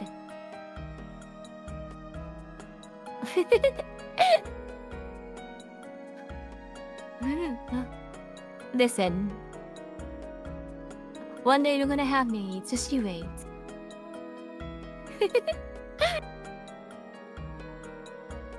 And to bite back a very specific idea I'm wanting to throw out at House Estates. So here's what I want to ask. How much artistic freedom do you have in your writing? A lot. Like, is it heavily monitored?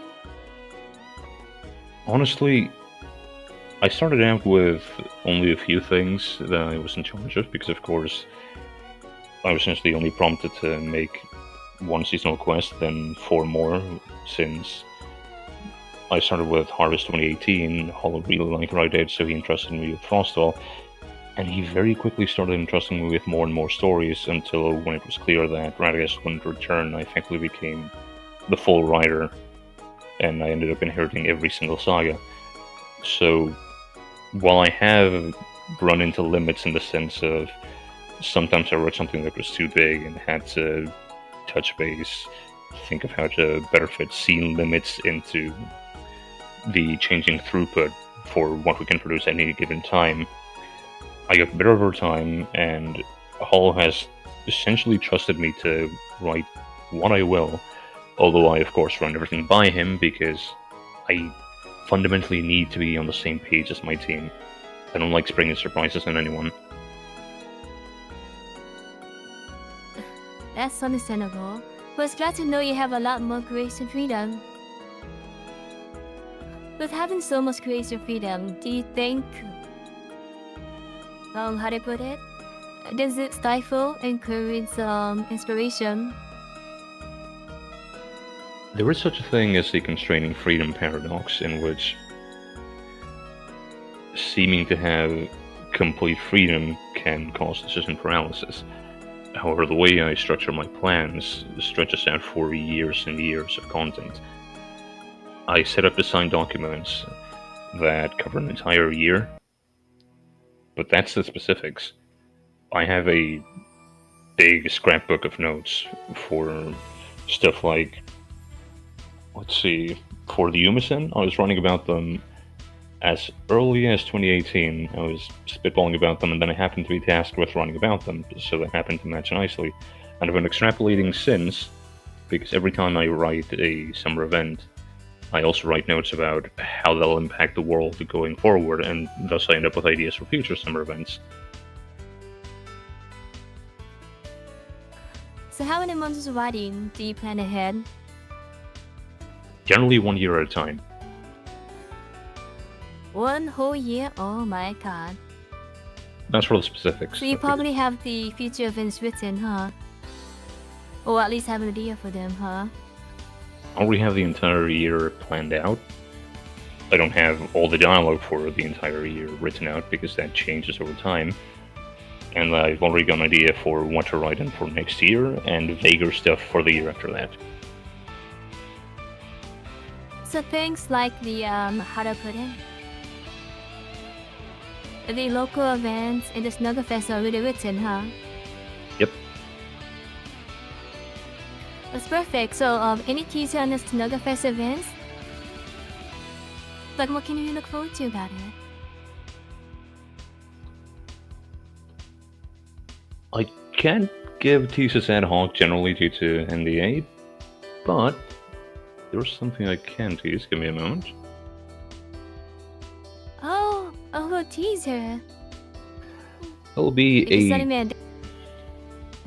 there'll be a gigantic hint about the summer event in one of the upcoming stories. Oh. So this is connecting to the stories connecting to each other. That's so awesome. And about Omnith's question, I do have a lot of other things I write. I have separate personal identities. However, because I have a fairly disruptive work environment, I'm keeping a lot of plates spinning in my personal life at the moment. I haven't really slowed down long enough to think about something like a novel. So I may branch out into away from script writing and into short stories. Something I've been wanting to do is a short story anthology as a sort of practice. Do you believe Adventure Quest Classic would have like outsourced material, like other media, like books we can buy in the future?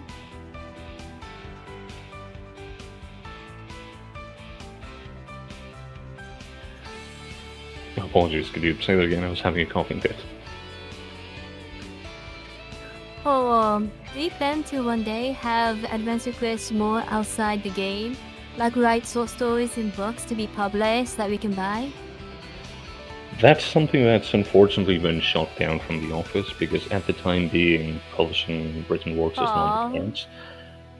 It's something that may be done again in the future, but with Towards Infinity in the works, there is a lot of company attention having to go into it. Publishing is very onerous, and while we evaluated it because there was a lot of demand for a lore book specifically, at the time being, what's in game is all we can currently dedicate time to. As you know, the game has over 21 years of lore. You know what 21 years means? It means Adventure Quest Classic is legally old enough to drink alcohol, and there's a lot of more to cover. And it can be overwhelming for new people coming in trying to work it out. So have an awesome material to localize all this more would be really nice to have. I've been working internally on the lore guide, however, it's unfortunately something I have to do in my own free time, very slowly over time. I did already finish the planar cosmology of the entire game, and that's the 11,000 word document I mentioned earlier. Oh my god. That's a lot. Anyways, let's move to the next question. Thanks for answering that. Oh, one more question I have to ask. People are noticing that recently, the lore and Adventure Quest, from the past couple years, have gotten more mature and deeper into deeper subject class to responsibility, which is a big difference from early Adventure Quest, which was more like memes and jokes. Do you feel like that the current audience enjoy more mature storylines compared to like the lighthearted comedy that Adventure Quest started with? In my experience, there's a demand for both in equal measure. It's certainly true that it's been more somber of late. However, a lot of that is owed to the fact that my main task when joining as staff was, and admittedly this was self-assigned a necessity in order to be able to carry on with my own work, weaving together disparate loose threads and unfinished stories. All the big unfinished stories were essentially impending doomsdays. They were some of the most serious moments in the game, so the years of setup that it took to finish all of those amounted to a lot of serious stories and working in a lot of lore that was priorly out of game or tied to rare events and thus needed to be essentially retrofitted in what it was part of in the first place, as weird as that sounds, which meant a lot of incorporating lore that was also very somber, very serious. So we had a bit of a reversal of the balance of levity and gravity. So there was still humor, but for several years in a row, things were very serious in the main story.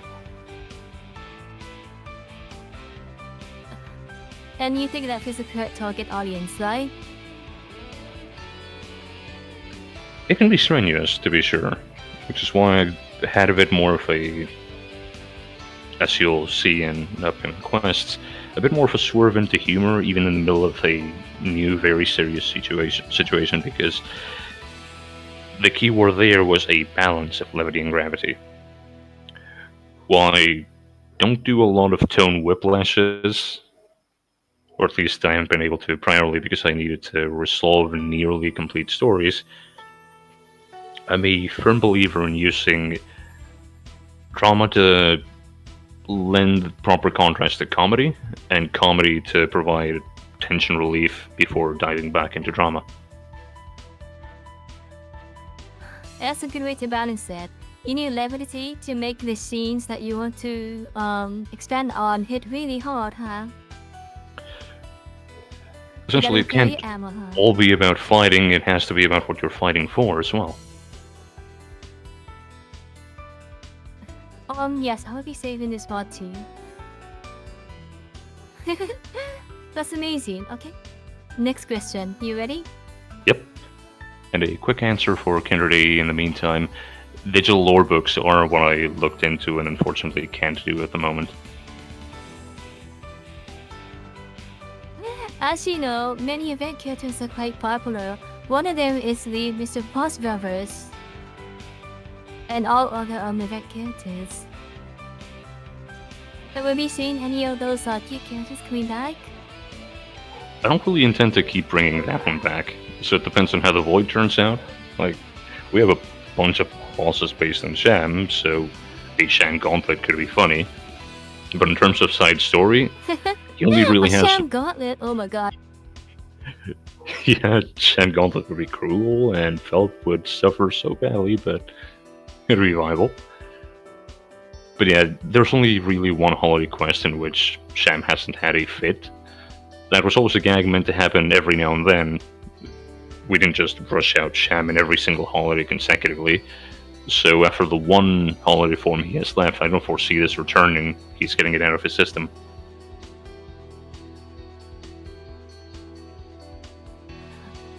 You know, there's many people talking about,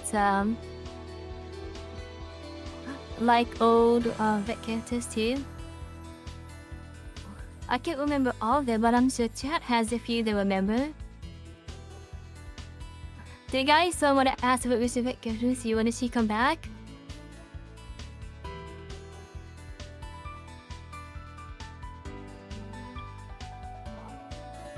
If you can't think of an old character you'd really like to see make a return, just tell us what you think is the most underrated character.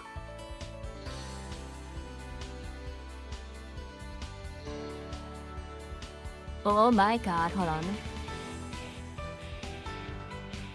Elizabeth definitely needs to make a comeback. Whenever Ninja gets revamped, she definitely needs to show a bit more of a backstory as well.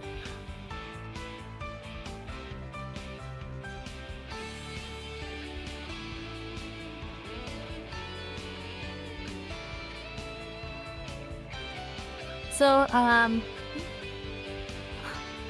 one of the viewers wants to be at there. I feel sad. Oh boy. Oh my god.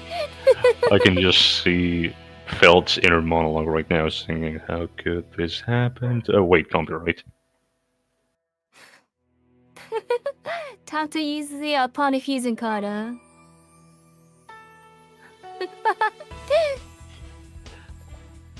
I've hinted at it before. A lot, huh?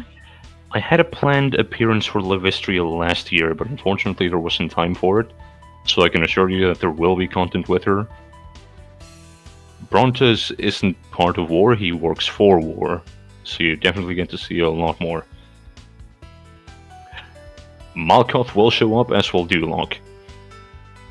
Those have been probably confirmed. That's not really a leak, it's just something the story has explicitly shown will happen. And okay, is it gonna be an NPC version of you, huh? That's something I initially didn't want to have. However, over time, as the reason why I was concerned about having an NPC was dealt with, I actually did start floating a few ideas. this is actually one of the player questions, so I could read the answer from there if you'd like.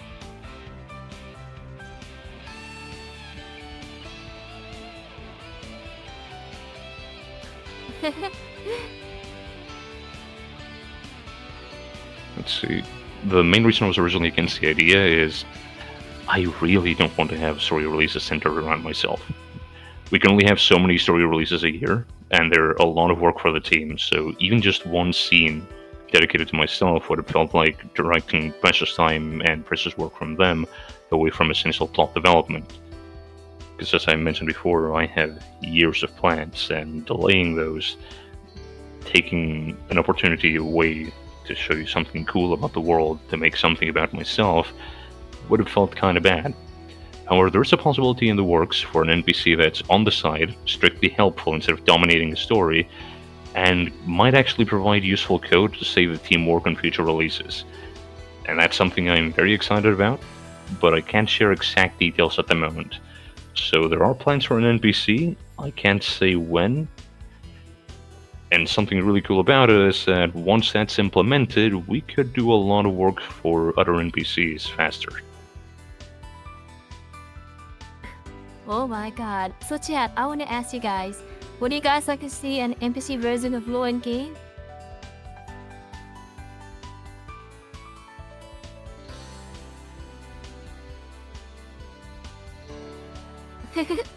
Those are yes. On that note, Another yes. And a third yes. Oh my god.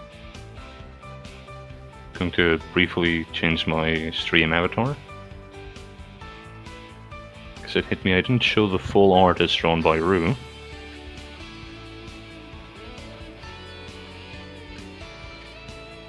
Yep, that's the full art of okay. Full body art. Look at that cloak, huh? Isn't it a handsome guy?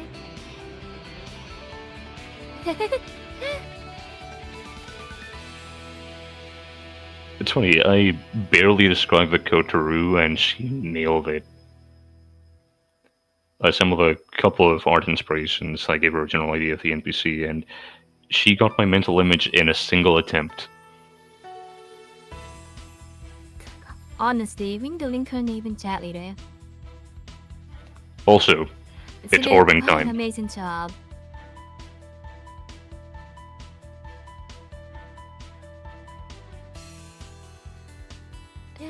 Yep, there he goes. He's back to normal now. Okay, one more question before the next giveaway. Hold on.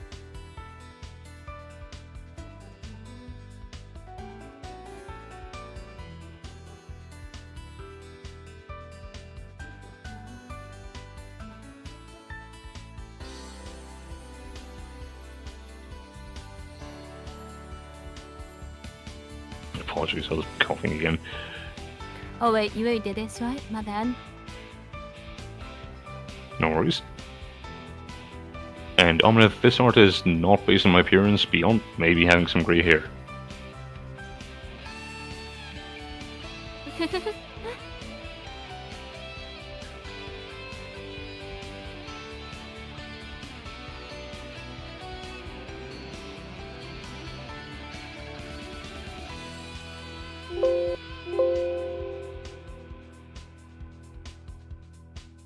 You know, I'm sorry to risk adding numbers to these questions.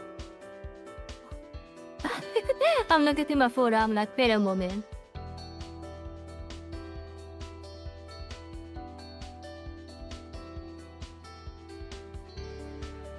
Are there any universal rules for the Celebration schools? Not exactly. That's because the cell races aren't globally widespread, and converting a child would be seen as a horrifying crime. Becoming, Really? for example, a vampire or a lichen, while it's safe mechanically for the player character, is a traumatic experience with a potential for death. And a responsible party for converting a child, especially a vampire, because they'd be freezing them at a young age, would find themselves hunted down very fast. If not by hunters, then by their own kin. Is that why we don't see vampires out of Darkovia very often? It seems like all the vampires are kept to that area. Part of that is that, while there is a story reason for it, the Chosen isn't badly debilitated by sunlight even if they are a vampire.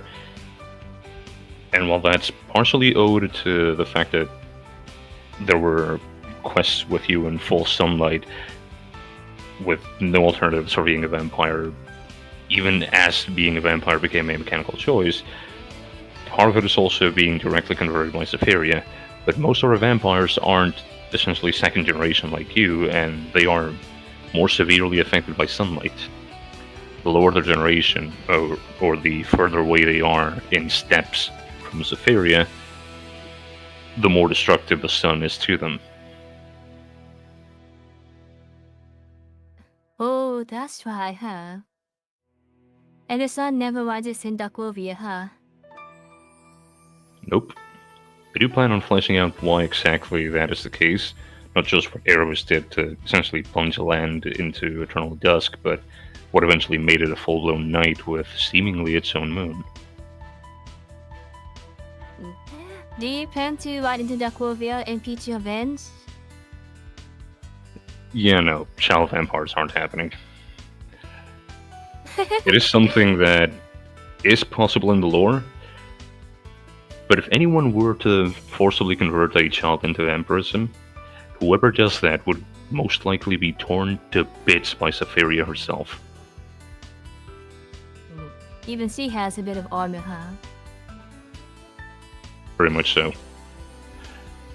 As much as they deliberately act terrible towards each other even during truces, a lot of why the core 3 Darkovian leaders have gotten through this far is that they are actually very competent, very respectable people within their own domains.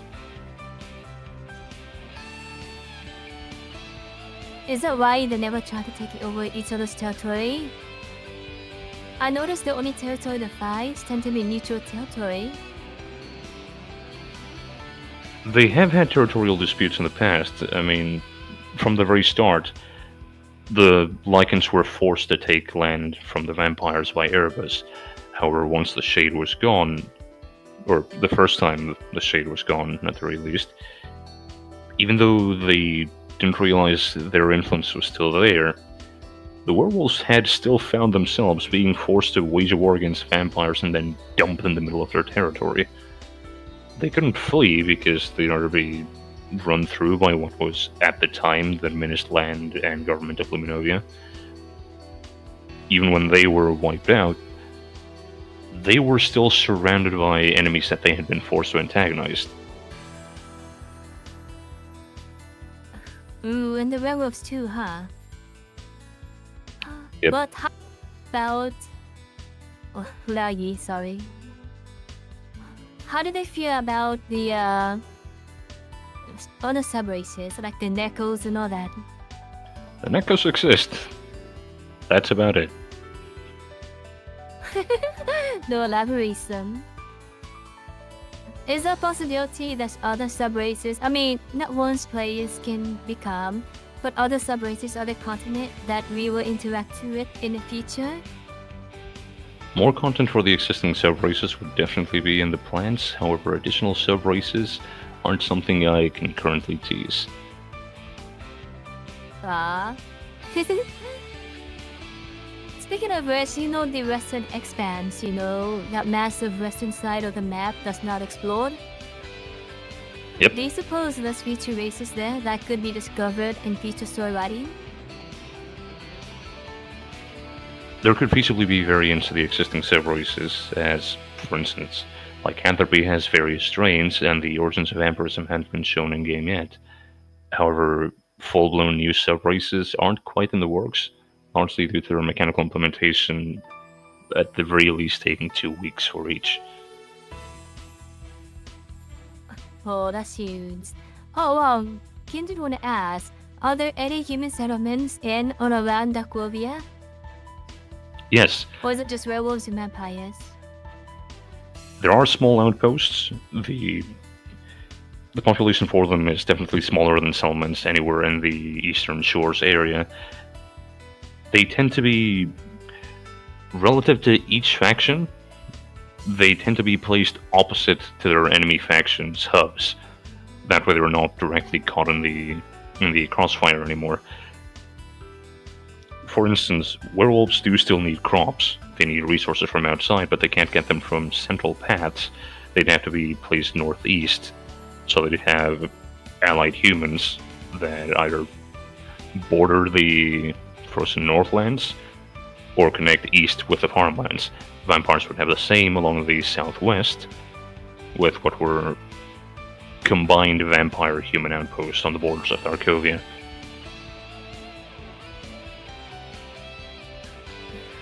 Well, that's interesting. Okay, let's go on to our next giveaway. And this time, okay? You wanna pick the map? Sure. Pick the map with the highest die rate?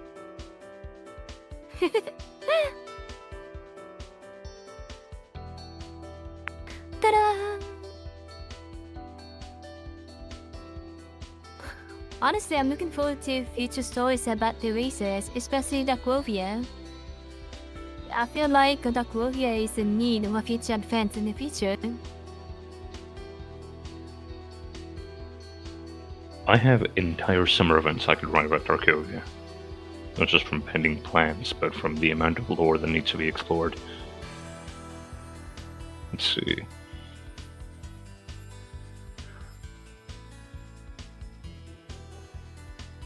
House of Pain seems like it would be a decently short race. Actually, Taking Flight Original is probably going to produce a lot of dramatic falls. So we can do that Oh, for the you next think one. so? Hold on. Yeah, for the next one. Okay, everyone. Type in exclamation point to join.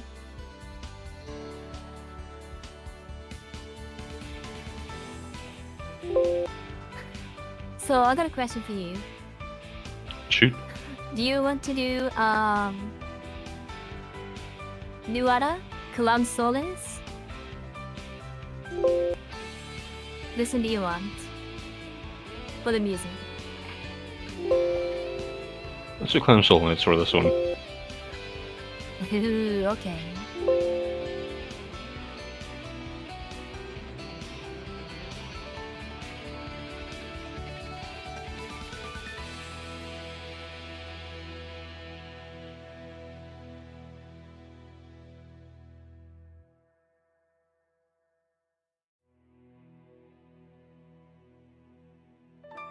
That was a lot of lag just now, so sorry if I missed any messages.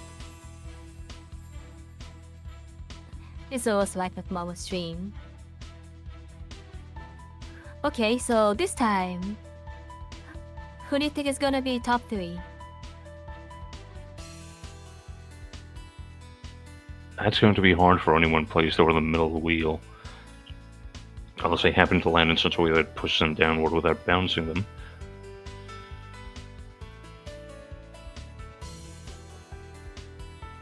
So depending on the timing, I'd say So the who would be your Monacogas that are choice? going to be in the near the top or very far.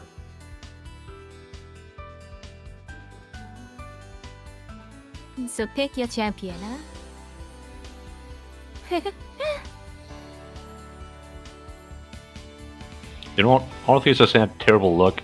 They're going to be my champion. Lewis, can you repeat that? Bottom center to the right of the Monocovia.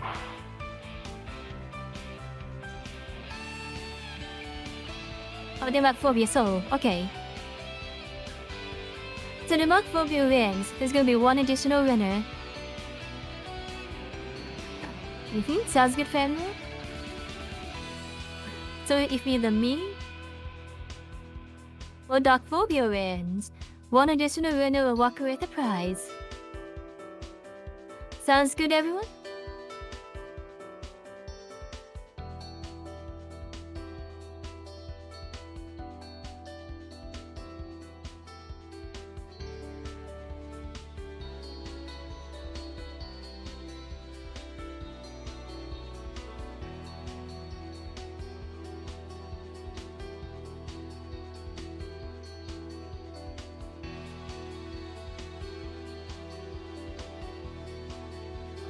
And Green Okay, Model, guys, we're when gonna it comes try. to vampires keeping human quote, familiars, unquote, Severia would not quite approve.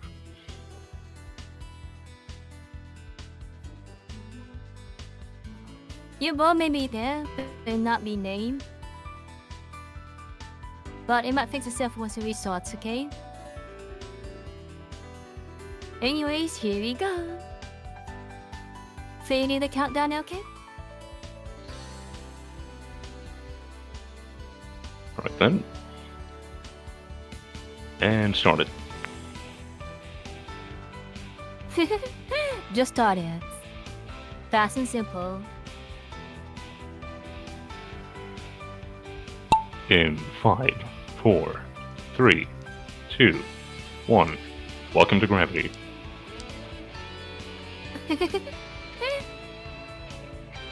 Knock him the head.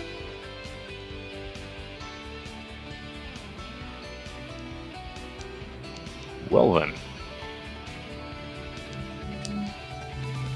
That turned into a brawl. Oh my god, they're gonna fall off?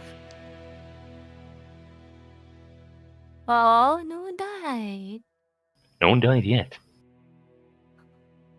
Oh, yet. Oh, keyword yet.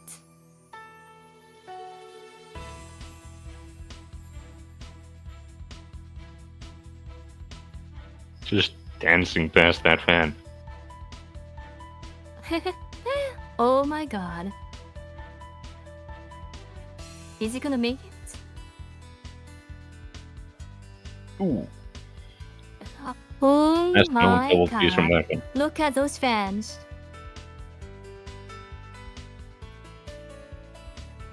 They back in the hand. Wait, wait. Nope, he's going back. Oh my Oh, god, you that's can never cruel. tell the win in these games.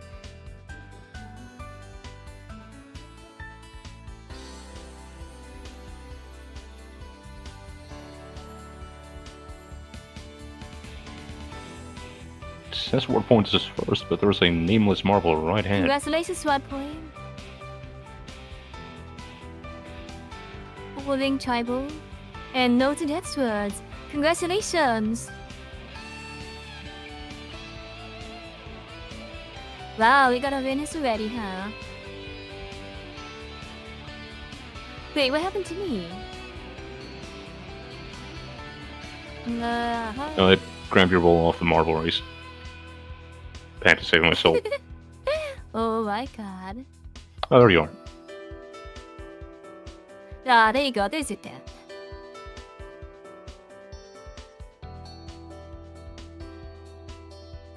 Let me take a screenshot of the winners.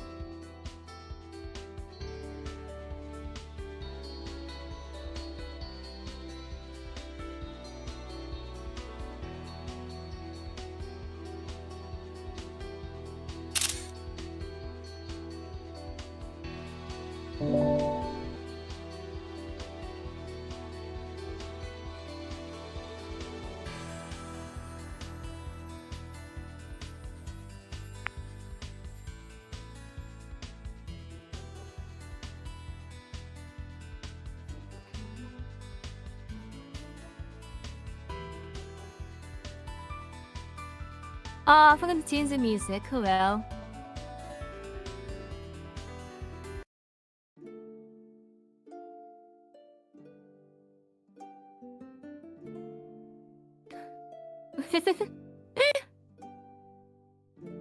Now for the special section.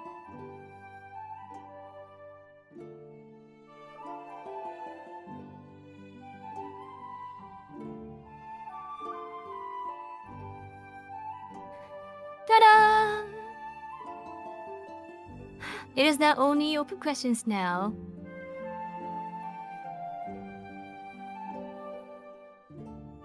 You can now ask LK any questions you want in chat, and he can take questions to answer, and you can ask follow-up questions to it. So good luck, everyone. One caveat I'd give is that it can't be specific questions such as, will X and Y happen in the story, or things I wouldn't be able to answer due to non-disclosure agreements, like what's going to happen in X future release, or when is any given mechanical feature coming out.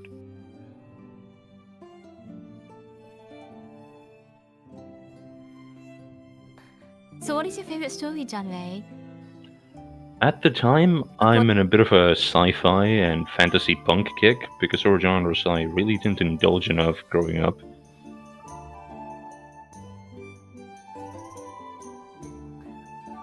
You've been talking a lot about books, right? Which one is your favorite?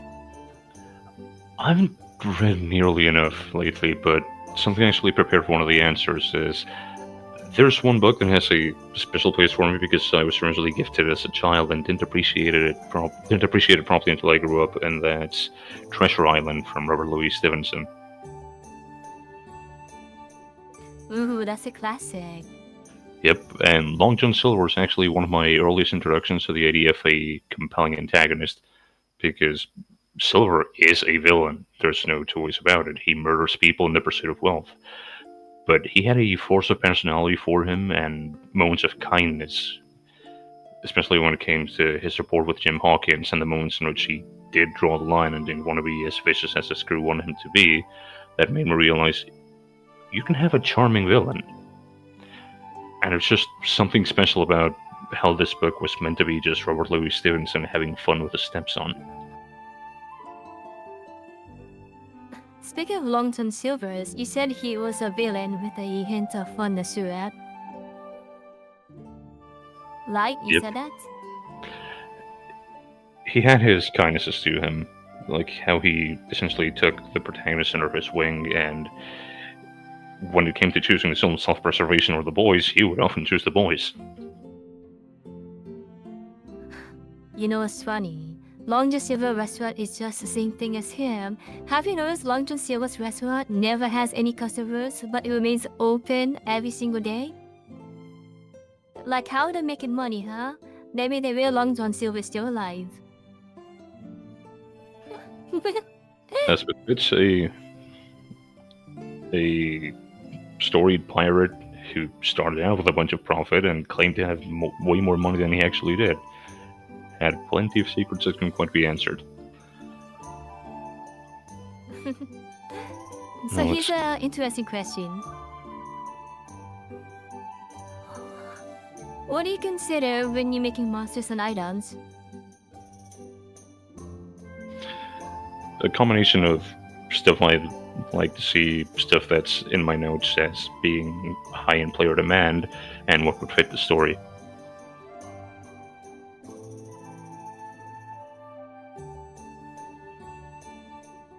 So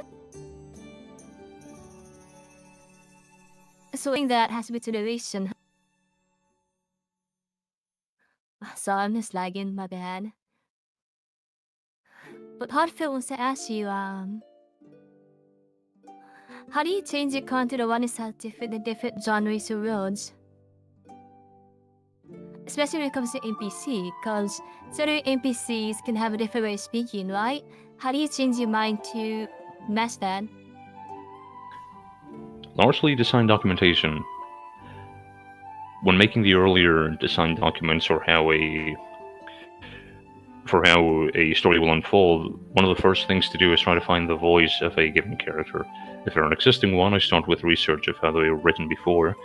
If their portrayal was consistent, then good, I just continue it. Maybe the dialogue matures a bit as I extrapolate a bit and explore what the character may have been exposed to in the background while they weren't around in the active story you've been experiencing lately. If they've had several different conflicting portrayals, then I either try to combine them into a single cohesive personality, or I go with the most prominent one.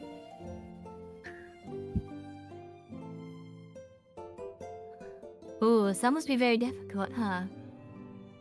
More time consuming than difficult, because when I first joined, the very first thing I did was go full conspiracy board, simultaneously playing a bunch of quests, reading other ones, and taking notes that I knew I would need in the future. So a lot of this has already been figured out. Hmm. So what's your favorite release after your hiring that didn't involve you? Like anything in game or something? That's a tough one. Mechanically, I'd have to say the stat revamp because of how much buildcraft we're going to be open to. It's going to be very nice to see how player creativity is unleashed again with revamps. Not just the stat revamp itself, but follow-ups we're going to have in terms of other systems. But this is the big foundation for regaining a whole lot of creative freedom. Story-wise, if I stick to my predecessor's works,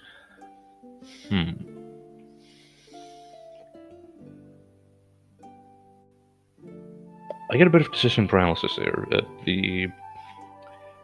The lead up to the manifestation more than the manifestation itself, the balance of being confronted with a completely hopeless situation and then suddenly being told you're the source of hope was something that was at the time meant to be more prominent, meant to be elaborated on more, so I've been trying to recapture that.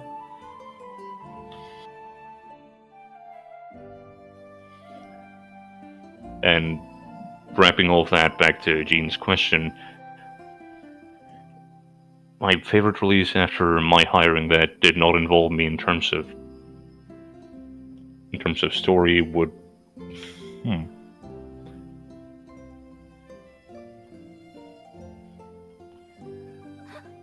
there were actually only two things that weren't written by me in terms of story, so shoot, I have to stick to my answer on mechanics.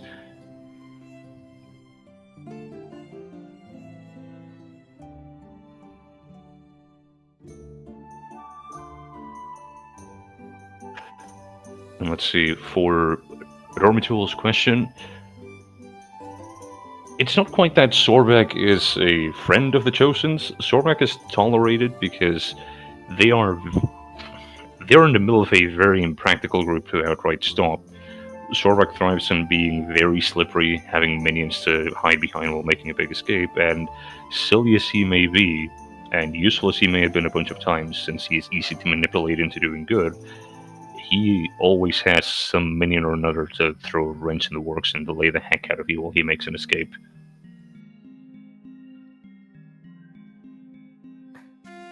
Oh, here's an interesting question, okay? In D&D, every turn of battle is like 6 to 8 seconds. So more-wise, how long is a turn in battle in Adventure Quest Classic? I actually go by the D&D rule as well.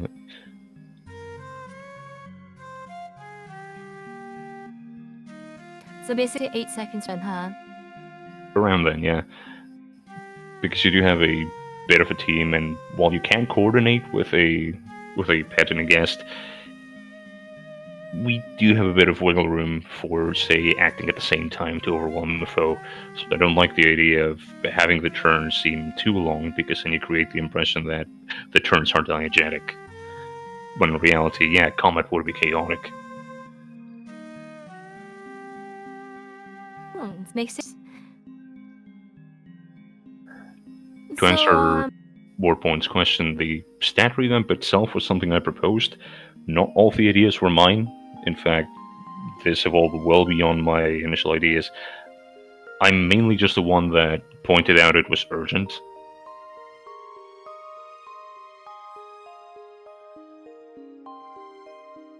And now it's almost coming to a completion, huh? Yep. Let's say this week, huh? It is being worked on, well, not as we speak, but it is coming close to the final bit of testing. So which of most races are you looking most forward to expanding on in-game? Lore-wise, or... It's hard to get away from the classics of the Orcs, Elves, and Raquel. You've seen a lot more of Raquel. The Orcs and Elves have been largely absent for a long time, but I've got a lot I want to show about them. For instance, Orcs have gotten next to no lore, and something I can tease about them is that they are extremely proficient tinkers. They just haven't been shown a lot of advanced technology because they've had a very rough go at life. A lot of unfriendly territory, unifying tribes that had been separated by war, and an alliance with the elves that took very long to develop. while the elves are in a very rough situation of their own as guardians of a brewing situation within the forest that, as Levistria hints at, is dangerous to your very identity.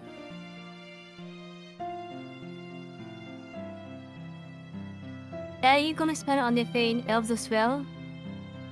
Absolutely. I've got plans waiting for both of them, and it's just a matter of fitting them with current story developments.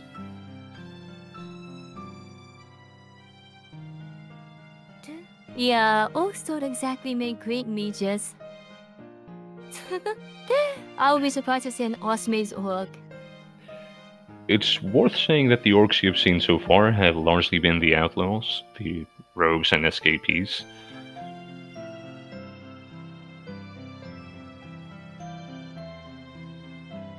Being a bandit doesn't lend itself to much of a magical education.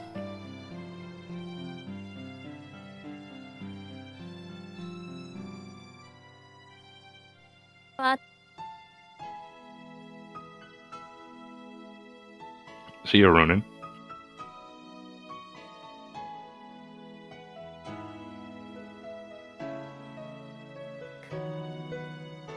it's never one of the okay. Oh my god, sorry. No worries, lag happens to us all.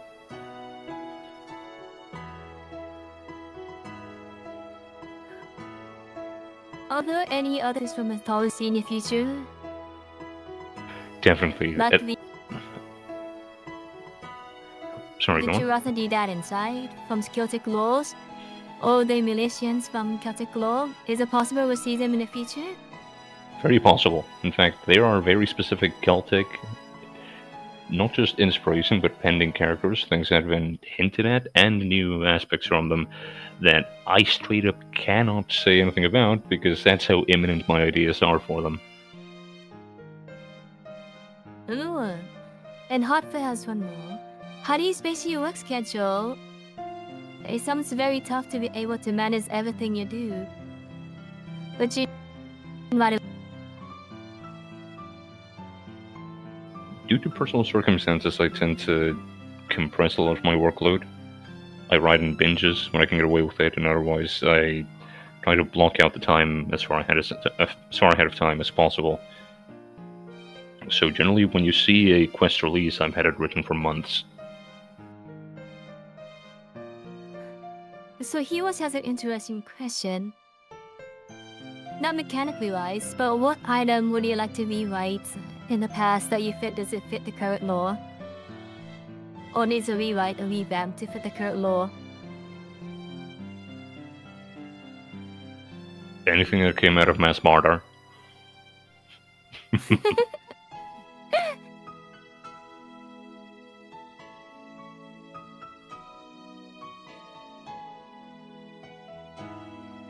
In my opinion, there's one I think. Oh my god. If there's one item I would like to be renewed around,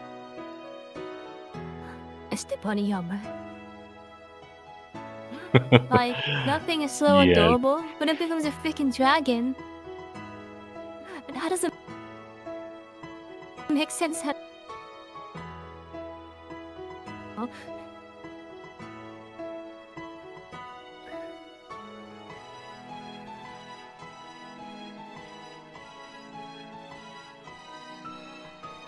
Anyways, with that, okay, you have a special thing to announce to you. He actually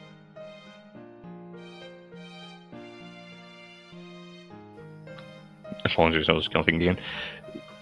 We do have one more giveaway to make. Actually, I haven't contributed anywhere near as much as the AQ Maid here has to giveaways because I was blown away by her generosity, but I did bring 3 5k AP codes for 3 lucky winners.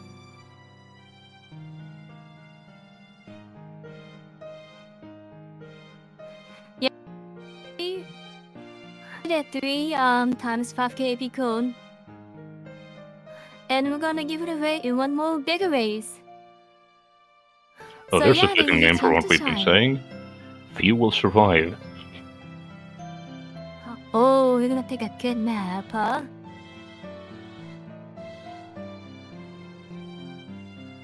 Okay, what's that map you wanna do? There's Oh, one called the beautiful Few will sun, oh my survive, god. as I mentioned. Oh, right, we had mentioned one before that seemed like a brief run. What was the name called again? You just scroll past it. I forgot what the prior one was, so let's go with Few will survive. Scroll down a bit. You will survive, oh my god. Oh, Yeah. that looks me. You ready to do this?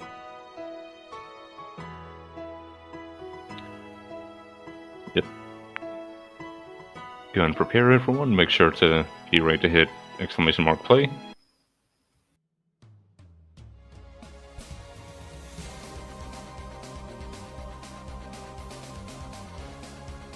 Bunny got the music this time.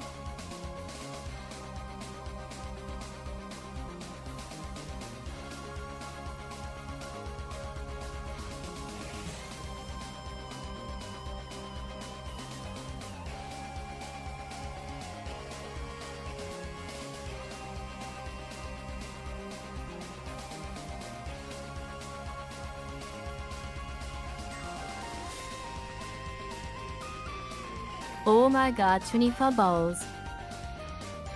No, nothing is stored on the balls, okay guys?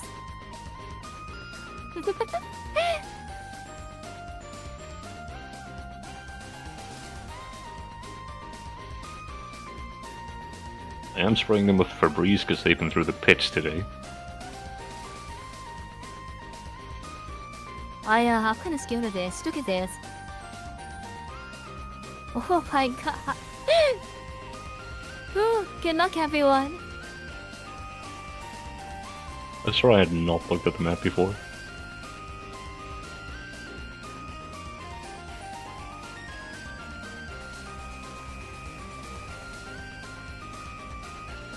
Okay, is everybody ready? Oh my god. Oh, okay. Time for you to pick your champion. Let's see. Who is felt particularly unlucky tonight? I mean, every one of them, if you think about it. Right, Soundworks said it first. They're my champion. Who? Silent Works. Solid works, you hear that?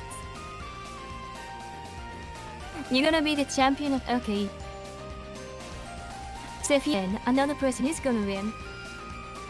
And I'll be the one covering the prize.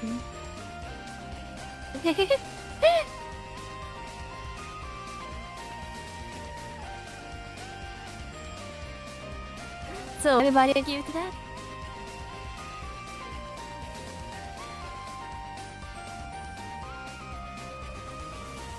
Alright, here we go. I'll give everyone 15 more seconds.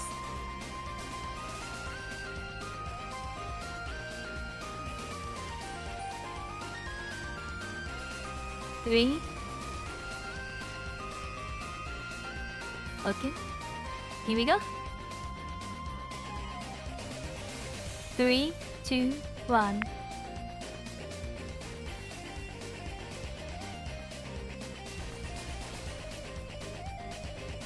How many souls are you gonna clean today, okay? So guess I can fit in the oven. I'm here using a pin of it, oh my god.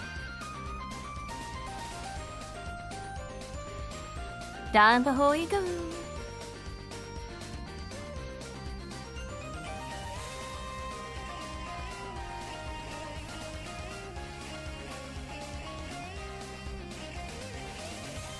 Oh, he was again?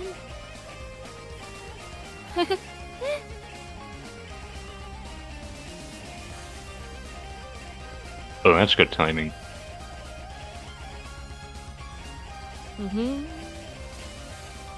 Oh my god. Well, if it isn't the little ball that could. Did he skip a whole course? Heroes really want to win this time, huh? That was close. Aw, you're not gonna get any souls today? That was a Rainbow Road move. Never mind.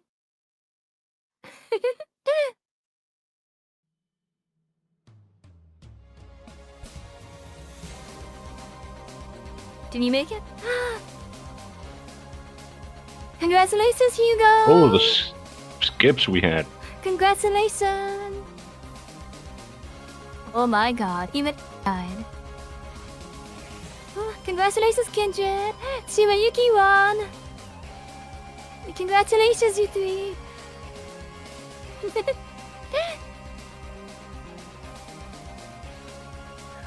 Look at all the souls, huh? That was explosive. You'll be able to bake a few cookies. Actually, everyone in the audience, go ahead and pick what I'm gonna bake next, and I'll see. Actually, I may have to go buy ingredients, but yeah. What do you guys want me to bake next? Chocolate chip, coffee, lemon and ginger, or peanut butter cookies? You guys decide. It's your souls after all. Oh my god, everyone but 4 people died.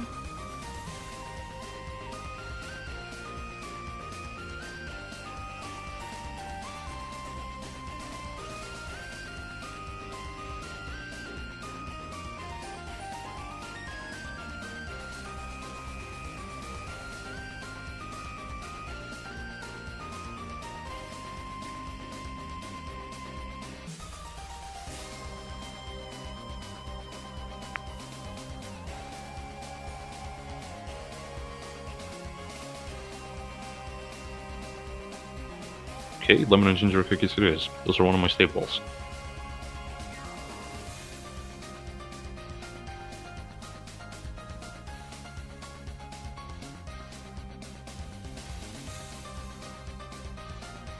Usually make those as the colder months approach, but they're just fine in the summer.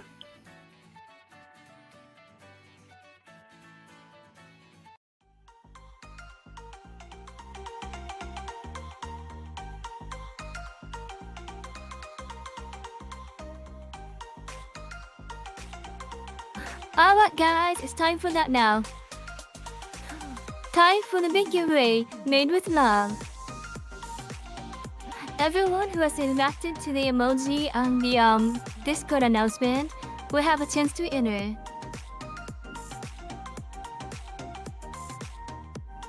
Okay, time for the big giveaway. And this tray.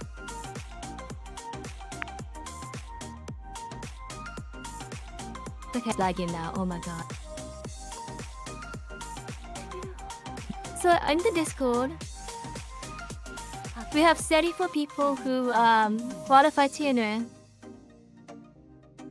So just to let you know, the grand prize is enough AP to buy a 50 USD package, 10,000 AP. Second place gets $25 worth of AP, which is 5,000. And third place gets 2,000. So, you guys excited to do this? This is what you've been waiting for. Made with love. Good luck, everyone. Alright, okay. What kind of map are we gonna subject them to, huh?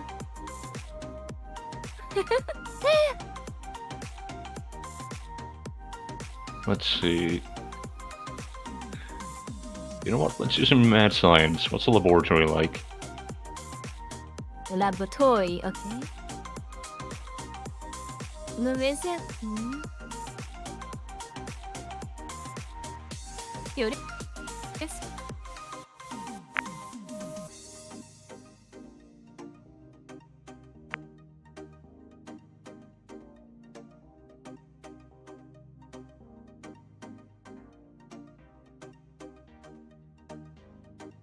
Oh my god. Hope you guys are ready. Yeah, someone's gonna die here. Look at that. I should hope so. I mean, good luck, everyone. You guys said nothing, right? You're definitely not trying to go for your souls, right?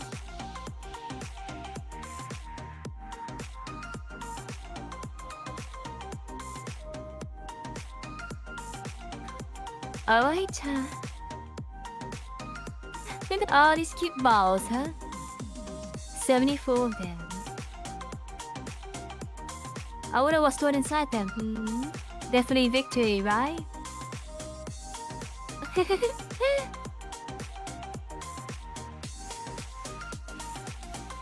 Alright, here we go. 3, 2, 1.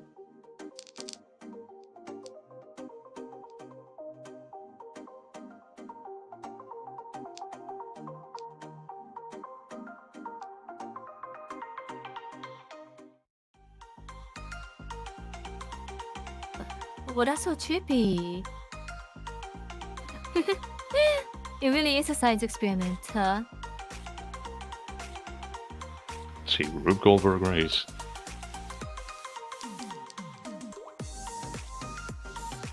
Oh, what points ahead? Horde, what the Is it heck? gonna win twice?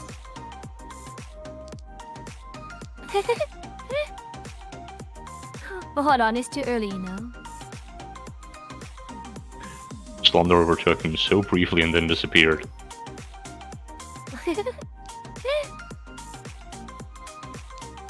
Oh, that scene, Someone got slipstreamed. Stays ahead. Oh, who was that?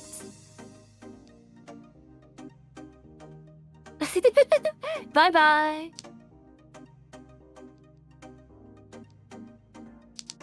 Look at all these people die. Oh my god.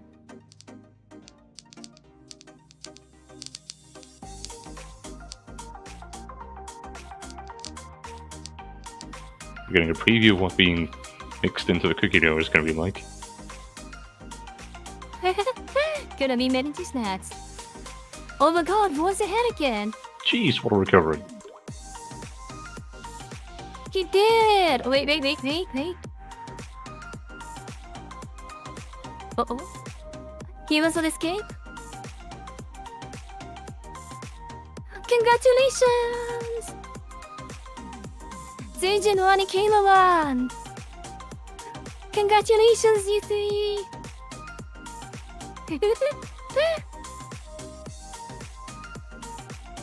Oh, I guess not enough souls, huh? I'll get them all in time. Eventually, right? Congratulations! All's fair in love, war, and playing the long game to eventually catch your soul to bake it into a cookie. Exactly. You guys are gonna be delicious. You know, Elkie's quite the baker, you know that? Not that good, but there are a few things I've practiced a lot.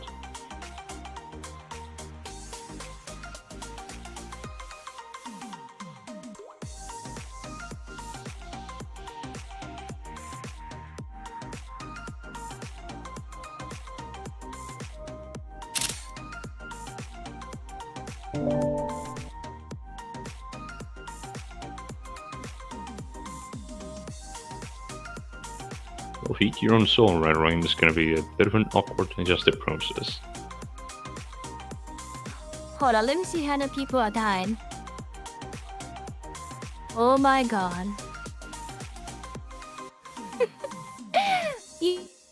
Even I died.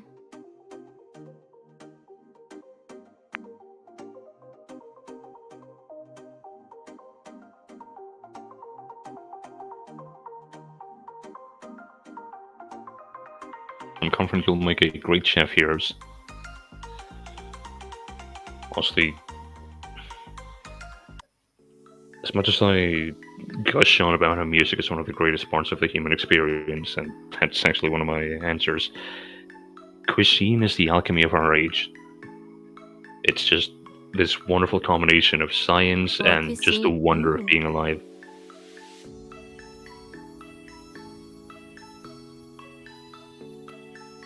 Once.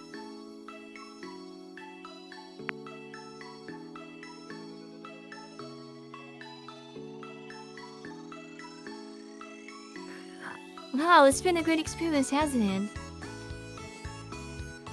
So, okay, how do you feel about today's stream, huh? I'm very grateful for him getting brought here. It's been wonderful I'm hanging out grateful with all the for you taking players, time and to your do company has been this. lovely. Aw, thank you. Honestly, I've been looking forward for this for a month and really look forward to this. And hopefully to more interviews in the future. I'd absolutely be up for it. I maintain that I don't deserve this kind of attention from you. I'm blown away by both your competence and organization. Again, all the connection issues are on me, guys. They're not on her because she's accommodating me from across the planet. Things are gonna get shaky. And guys, thanks for being patient with me. I know I've been lagging around, but I'm glad you guys stuck around to the end. So, thank you very much, Masters.